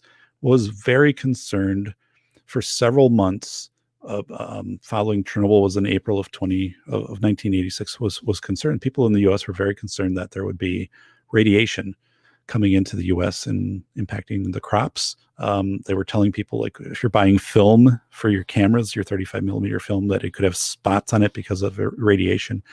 Little league teams, I remember in my town, little leagues, being the question was, should we have little league? Because what if there's radioactive particles on the field? Like, should we hose down the field first? I mean, these were actually headlines. Like I pulled this out, like the Duluth newspaper, the Milwaukee Sentinel Journal, New York Times, all this. And people forget about this, right? That Chernobyl had a huge impact on the US in the summer of 86. Because people didn't know. And the first Geiger counter, we had a one Geiger counter in the town I grew up in. And it was at our high school, and the science teacher took this Geiger counter out and did this kind of presentation for people about what is radiation. So like the moment he turns this Geiger counter on, it starts to do the little clicking, right? And people are like, oh my God, and he's like, well, it always clicks. Like there's always radiation coming through the solar system. It's coming through our atmosphere. Like this thing will make some noise like this, but yes, we would be able to detect more. And if we had more of these set up in different places, you'd be able to detect, as they did like in Poland and Great Britain and stuff, like radiation was starting to increase, in those radioactive particles in those areas. But yeah, people were really freaked out, and it impacted the US a lot, like in the summer of 86, and just Western hemisphere in general was pretty impacted. And then the last one is comorbid. Comorbid would be when you have the coronavirus and you also had civil unrest. So comorbid, multiple things happening at the same time and they're both happening for a long period of time. So, like think of like May, June, July of this year. So the civil unrest plus all of the coronavirus. So 2 or more events that would each qualify as chaos of how they were affecting our nation or even the world, and they're happening together. So the comorbid stuff is, so that would be like if you had like in the 30s, if you would have that plus like a drought for like 4 years or something like that. So we haven't seen this for like easily since Chernobyl, and then probably since the 30s. So for virtually everybody, this is all new. So that's another part. When you read the book, you get an understanding of, okay, this is what, this has happened before, although it's pretty rare. This really hasn't been studied, right? Like the last comprehensive study the U.S. did on civilian morale during a mass chaos event was, I think it was in the early 80s. They did a study of what the predicted outcome would be if the U.S. power grid went down for a number of weeks because of either an attack, right? A strategic, not like a nuclear attack, but like a strategic attack on the power grid, or because of like a solar flare issue or something like that would damage the system. And their conclusion actually at that time in the study was that people would deal with it. Like this wouldn't crash morale, even though like you might not have lights or everything would be rationed out, where you might like get an hour of electricity or something like that. And remember, we didn't have really solar back then, but the thing was we didn't have the internet back then.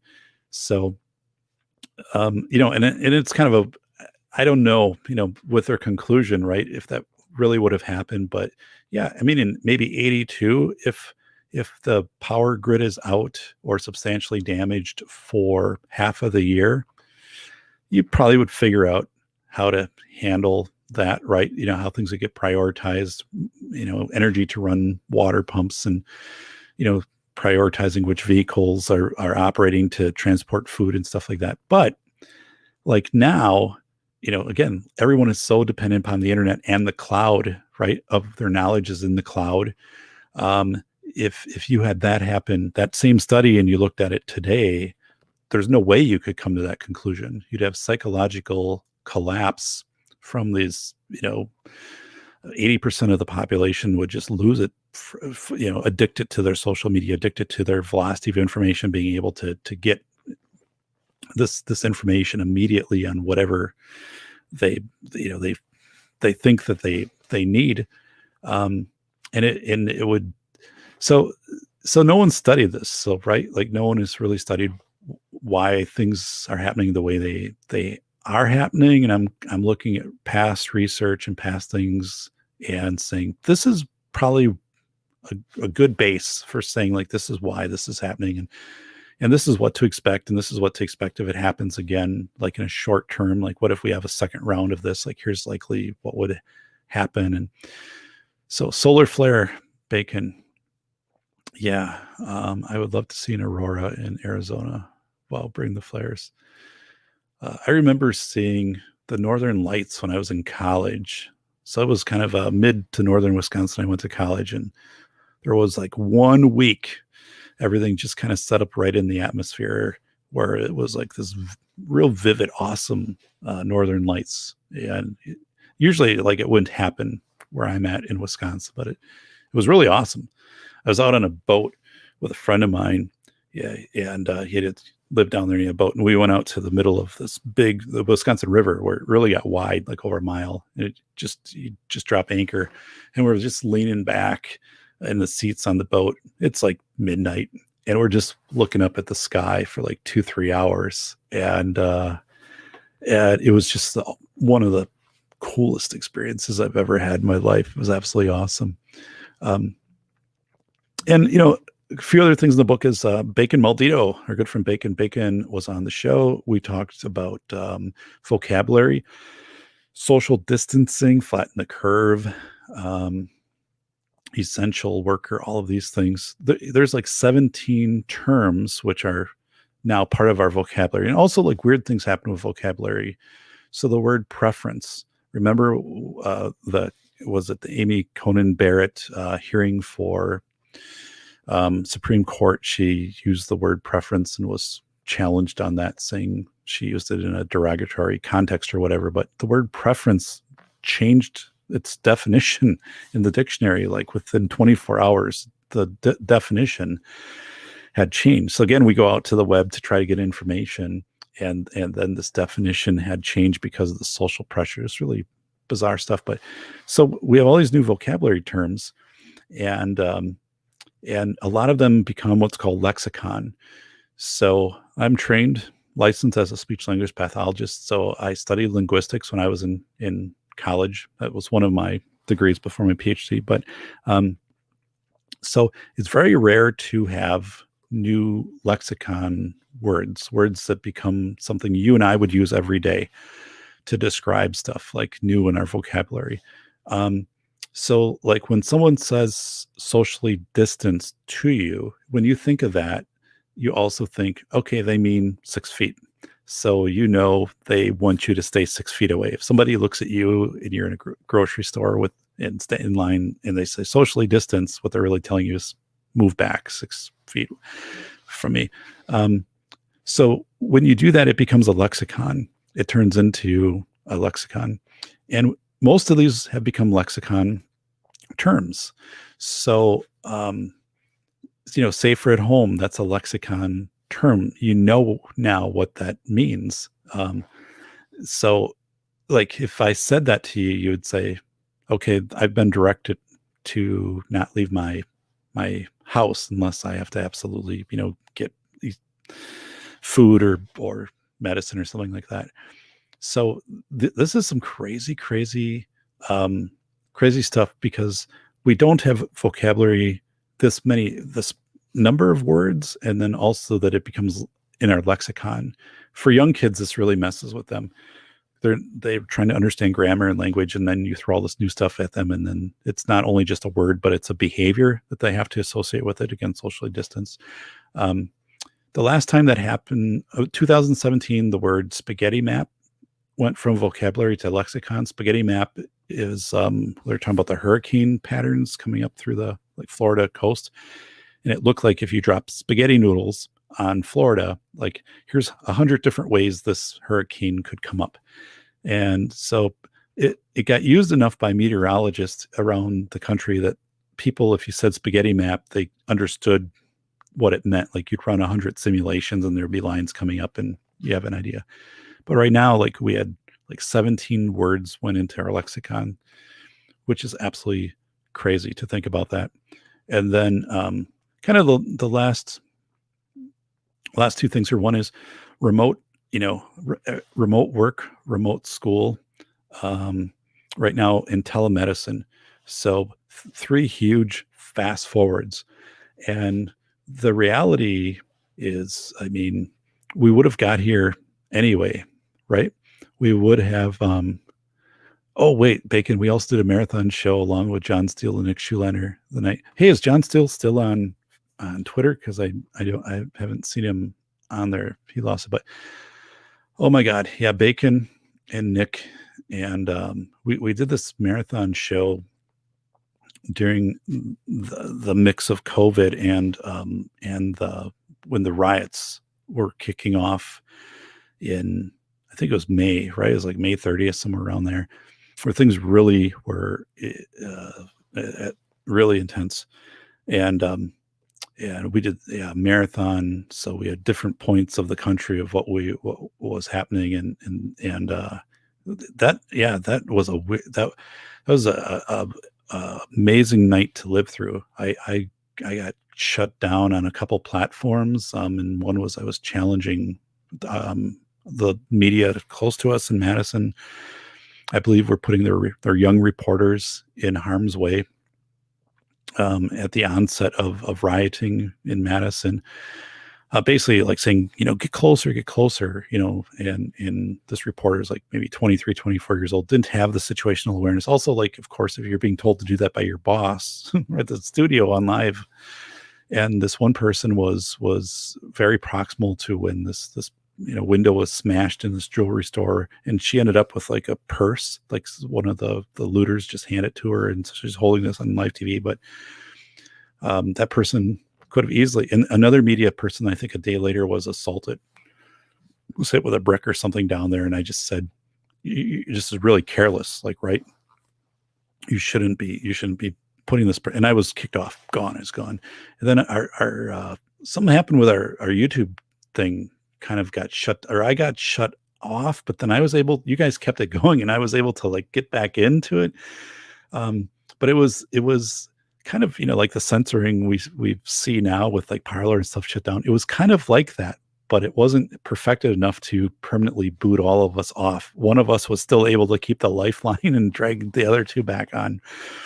And that was a hell of an episode. Like, I'm going to download that sometime, and when I'm out biking, like doing an all-day bike this summer, I'm going to listen to that, because as that night progressed, the stuff, and we're listening to police scanners and bringing all that stuff in, and so there is this distant. There's a part of everything that's happening right now, not as you said, that people are going to just get used to, if they haven't got used to already. So they're being a certain distance from people, and there are certain parts of that I kind of like that. And this whole thing of like not having to, for people who are doing an hour commute to work and stuff like that, I'm sure they're like, I'm pretty glad I'm not doing the commute anymore. Or the telemedicine, Chuck Mack of University of Pittsburgh Medical, the tech, our tech friend, said, they went up tenfold in telemedicine and they're still there. And it's only increasing. They told him, get anything you can, like tablets and iPads and all that. There's all this competition to try to get that stuff. And they were repurposing. Our friend Phil Henry from Germany was saying they were repurposing surveillance cameras and turning them into webcams so they could do like telemedicine. There was software to do that. So these things like telemedicine, for a lot of stuff, that's pretty liberating, especially if you don't live close to a hospital. You don't have to make the trip and whatever. And if you have some stuff that you can give you your blood pressure and whatever, and that information can get to a doctor. And so I think the travel for work, I mean, we found out a lot of the office stuff isn't necessary. I mean, my consulting, I do everything from right here. And it's actually, I mean, really efficient. Not that everything could go this route, but I mean, so there are many things that I think we would have got to anyway. So that's what I wrote about remote everything. We were going to get here anyway. Like we were going to get to the point where you're going to have remote work. You're going to have remote education. And part of that was going to just be like kids would say, like, I just want to accelerate through this program faster. I don't want to have to go by the grade by grade level. Let me like learn stuff, take a competency test, and move on. Like, why should you have to be 18 when you get out of high school? Why can't you be 16? Or, whatever. I mean, these rules that you have to have, like these certain things. So yeah, I think we got jolted ahead by a decade or more in a couple months. And so that's really like, again, we would have got here anyway. We would be at kind of this remote stuff, telemedicine, remote learning, remote work.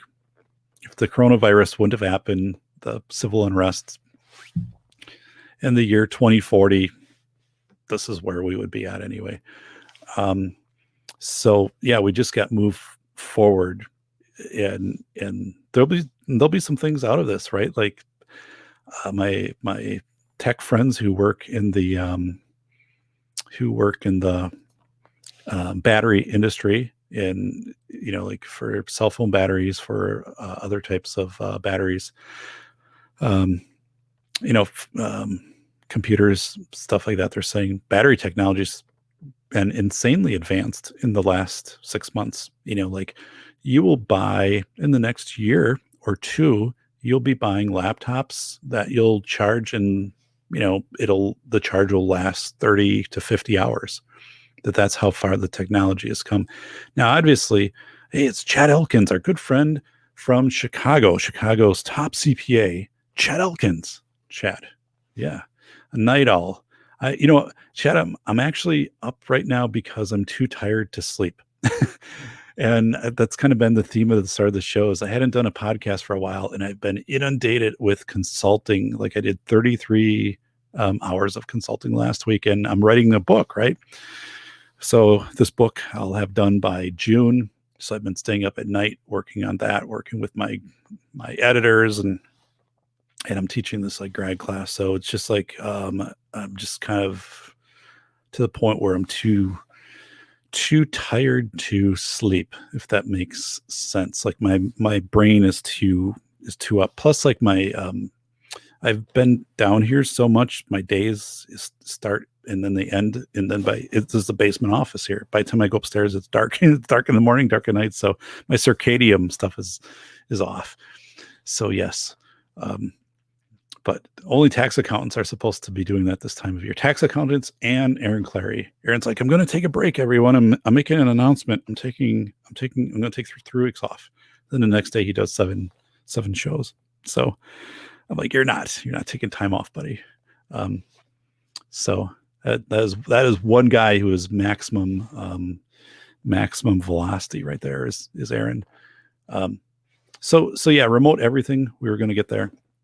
The very last part of the book is the epilogue, and that's titled The Great Regreet, which I think is a pretty kick-ass title or chapter, or it's not really a chapter. It's just the epilogue. The epilogue is the epilogue.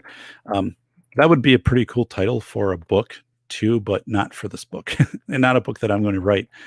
But basically it's saying people are going to have to relearn social interaction, social skills. Like, how are they going to relearn sitting next to somebody at a basketball game or a football game or a Lambeau Field where you got 81,000 people? And I used to go to games. I mean, there's bleachers, so you're just like crunched right next to somebody. That's just the way that it was. And how are you, you're never probably going to do a handshake again, right? That probably won't happen. And so how are you, like, what is a Thanksgiving I mean, just in general, like you might be fine with this, but then the other people you're around, they're going to interact with this at different levels. So, um, what is it going to look like? I mean, and for you know, so I don't know. So I think there's this whole thing of there's going to be these overt programs which will come out through either like the government and through schools of how to socially interact again. Right, but I mean what we should do is each of us should understand this in our own circle of how are we going to make sure that uh we're restoring our social interaction with each other, and we're maintaining that, and how we teach that to especially our kids, so they're not going around and not building these, like they're afraid to use the playground equipment and stuff like, which is happening. Like people are telling me like they're seeing this because what these kids, imagine a 9-year-old, and I have all these pictures like in my town where they put all the police tape around the playgrounds, and signs, stay away. And I took all these pictures because put some of them in the book. But if you're 9 years old and you're looking at that, it looks like someone's been murdered there. I mean, it's draconian to think of that. So I think we're going to have this really weird, even like if you're going into stores or you're going to Best Buy and you're going to pick out a phone or you're having some service done on something, like, how do we do this here? Like, I'm going to hand you the phone, but then you have to like wear gloves or spray my phone down when you get, I mean, all of these things, and they will fall into place. Systems will develop. So we know that systems will develop. But you are going to have some people, also just who won't come back from this kind of at a social part. They'll always be like the 6 feet away people for the rest of their life.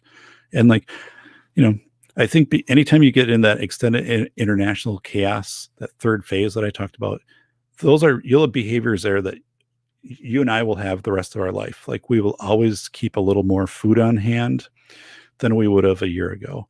Kind of like people in the Depression when, they would get looked at by the younger generation saying, why are you keeping like all this extra, the food or the clothes or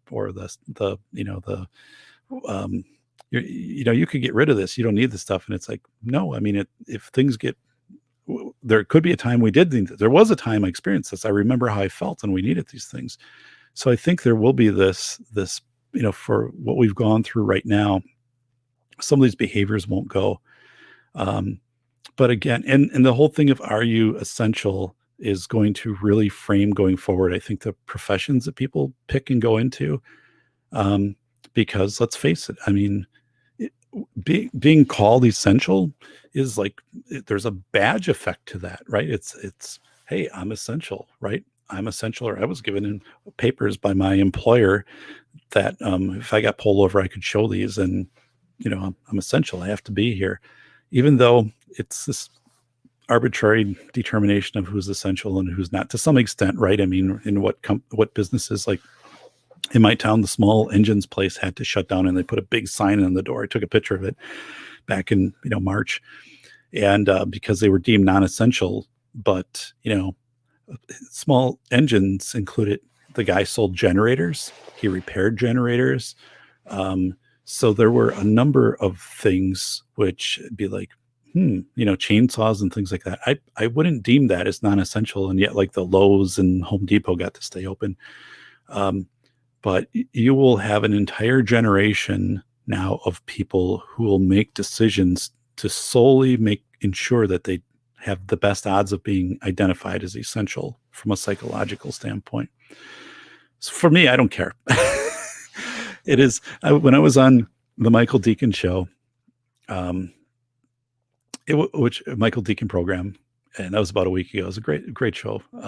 So if you want to listen to to me really, I mean, me being interviewed, and not about just the school safety stuff, but some really deep psychological analysis of populations and chaos and stuff. And I didn't know ahead of time what the questions would be from Michael, which I think made the show really exciting really a great listen, because I was able to like pull in stuff of like, yeah, Michael, what you're talking about, like that reminds me of the City Core Tower in 1977 in New York when they built it, and then they realized there was a design flaw and it could have fallen over, and so they had to like decide, would they evacuate everybody while they fix this for like 6 months, or just let people work in it and fix it at the same time and just lie and tell them they were going to make it stronger for the 1,000 year um, hurricane, because they realized when they built it, they did such a good job that for an extra, you know, couple $1 million, they could fortify it and it would be on, it would be in New York for centuries, which is a story they came up with, which is a pretty good cover story, by the way. People don't do a good job with cover stories anymore. That it was Lemieux talked about that on YouTube in 1996. The statute of limit, or the gag order, was up after 20 years. So he was able to talk about it. He was the structural engineer. Talked about how the city and the workers, the welders, and all of that, and everybody agreed to not say anything as the media, as they were fixing this, and people were still going in the building, could have fallen over. And this was because of an error in some calculations that they made, and they had substituted out bolts instead of welds because they thought it'd be the same effect and whatever. But so this wasn't like intentional, but you look at that and it's like, wow, if this would have fallen down, it would have killed the people in the building and then other buildings next to it. Um, but yeah, that was a wild ride to talk about that. But anyway, yeah. So yeah, that Michael Deacon show was a lot of fun for me to be able to do that, because I don't get to do that a lot.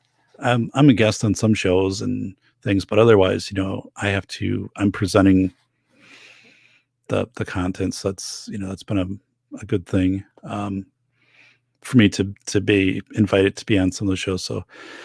So yeah. So are you essential? Are you not essential? The great regreet and kind of all the stuff, like, where are we at? Where are we going to get to?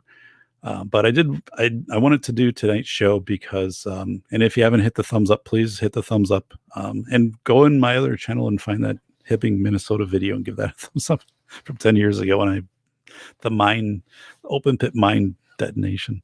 It's a good video. Like I think it's linked out like on their historical society or something, like some of the stuff of Hibbing. Like if they would have asked me, I would say, yeah, just use it. I don't even know if I have the original of that anymore, but it's really, I had a video too. They built a break wall in Superior next to Canal Harbor where the 1,000-foot freighters come through. It was on that same trip, and they had a tugboat and a barge and a crane and doing this. And I was there and I happened to record it, and I uploaded that. It was a really cool video, like a once in a lifetime thing. Like that doesn't happen. But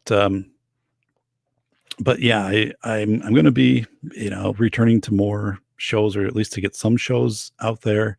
I'm working just like crazy right now on the book. So I'm teaching, graduate class, doing a lot of consulting through the end of May, and then the book. So every night, yeah, subscribe, as Bacon said, subscribe, give a thumbs up, please. Yeah, so the book is a Velocity of Information, and it will be out in 2021. So I do have different publishing offers, but again, I will only publish this so it's out in an audio and in a hardback. And the reason for hardback and going with a publisher for me is it needs to be library quality nonfiction for me to benefit as a university professor. It's called scholarly work, so like School of Errors. So that's also why I wouldn't attempt to print it on my own. Like I don't have a big enough platform. I don't have 100,000 followers where if I just put, if I printed it myself, it would have that much momentum. And then also for me to have a library quality site work with an index is important professionally to my university work. I'm 49 years old, so I stay with the university for quite a while yet. So, that's where my effort is going there. So, but it's an awesome book. It is so exciting, but yet, to put yourself on this time frame of saying by June, and it's the full draft will be done. You know, this 220 to 240 page book with citations and graphics, and that it's all going to be done. And then there'll be a finishing editor, you know, which goes through and makes sure all the sites and everything is all tight on that. But yeah, I put myself under a crazy timeline, and the fact too is, like, I realized if I didn't get this out by 2021, if I didn't get it out this year, it just wouldn't have the same impact. People want this now, and I want to get this out there now. So it is this kind of crazy level of stress right now. I mean, yeah, retiring in 2019, what's that? I didn't think I was going to be dealing with. And so yeah, it is this weird part of like having what maximum force, I think Aaron Clary's called it a few times. I mean, when you just have so many things going on, and then so many sentinel projects, right? Like this, the book is I know this is probably the last book I'll ever write, at least to this level. This, and people have said, this, my member check network. I mean, this is really coming together. I don't know anyone else who's kind of doing what I'm doing with this right now. These interviews, this stuff. I'm so excited about it. Yeah, and all of you. I mean, once this comes out, I know that you'll be sharing it, and there's so much that's coming into this too. Like I'm putting a robust marketing campaign when this book comes out. I mean, it'll have its, that'll be out. And again, I'm excited for the audio version, that'll be out, because that wasn't something in School of Bears. This really lends itself well to audio because it has so many stories, parables in it. So I'm really thrilled to do it. And yeah. So I worked today actually to get my consulting notes for the following week ready. And that takes me, it takes me about 5 hours to prep my notes for my different meetings for the upcoming week. And then it takes me, in addition to the meetings, it takes another probably 5 hours to document that I've had the meetings and what we did in the meetings, and then to bill out for the meetings. So that 33 hours a week is probably closer to 43, and then the 43 is another probably 6 hours a week for the university, and then probably another 15 to 20 hours a week that I'm putting in on the book right now. So as Dickie Roberts would say, that's knuck and futz. So you guys probably remember that movie from 2003. So yeah, I've got this. So this is really dark down here right now. So the computer, the software is significantly making this look brighter than it is. There's a very small dim LED light in front of me. That's the only light down here right now. So it looks like I've got a flashlight aimed at my face, and it is just a small, so actually, like, here, I'll just take it away. So the only light is the monitor on me right now. So the software is doing the rest. This room is, I look back, like the room is completely dark. So it is, I have an older webcam, and the software is not current either. This UCam stuff, but it actually does a pretty good job with that. So, and I can do the special effects, like, right. I don't know if I had it up here, it made it look like it snowed and stuff like that. So, all right. Well, everybody, please subscribe to my channel. If you haven't given a thumbs up to the show, please log into your 10 to 15 YouTube channels and give me a thumbs up from there and a subscription. But I do appreciate it. The channel is growing. I'm getting, much more feedback, and it actually looks better. I hate dealing with lighting, honestly, but yeah, this is kind of weird. Like I wasn't going to put a lot of time into getting my different lighting kind of set up for this. And it's like, whoa, like, yeah, it does look like I'm staring directly into the sun for the last 3 hours, but it's remarkable how much resolution this has right now. So Yeah, appreciate the stream. Stay free, everyone. Thanks, Nada. And yeah, thank you for being here, and thanks for the chat. I didn't prepare for this tonight. Just I kind of got to the point where I'm like, I want to do, and I didn't know if anyone would be showing up for the chat or not. And I really appreciate that you have been showing up for the chat. And yeah, so Bacon, you got to get on Michael Deacon's good side. I really appreciate the interview that he did with me. I've been interviewed by different people, a lot of people, maybe media, and Michael. That was one of the best interviews. I really liked his style, and I enjoy his show. So yeah, well, everybody, take care. This is your good friend, the Safety Doc, here in southern Wisconsin, where it is below zero right now. We do have 5 inches of snow on the way. It's going to be light and fluffy because it is so cold. So the good thing is that stuff is easy to get off the driveway.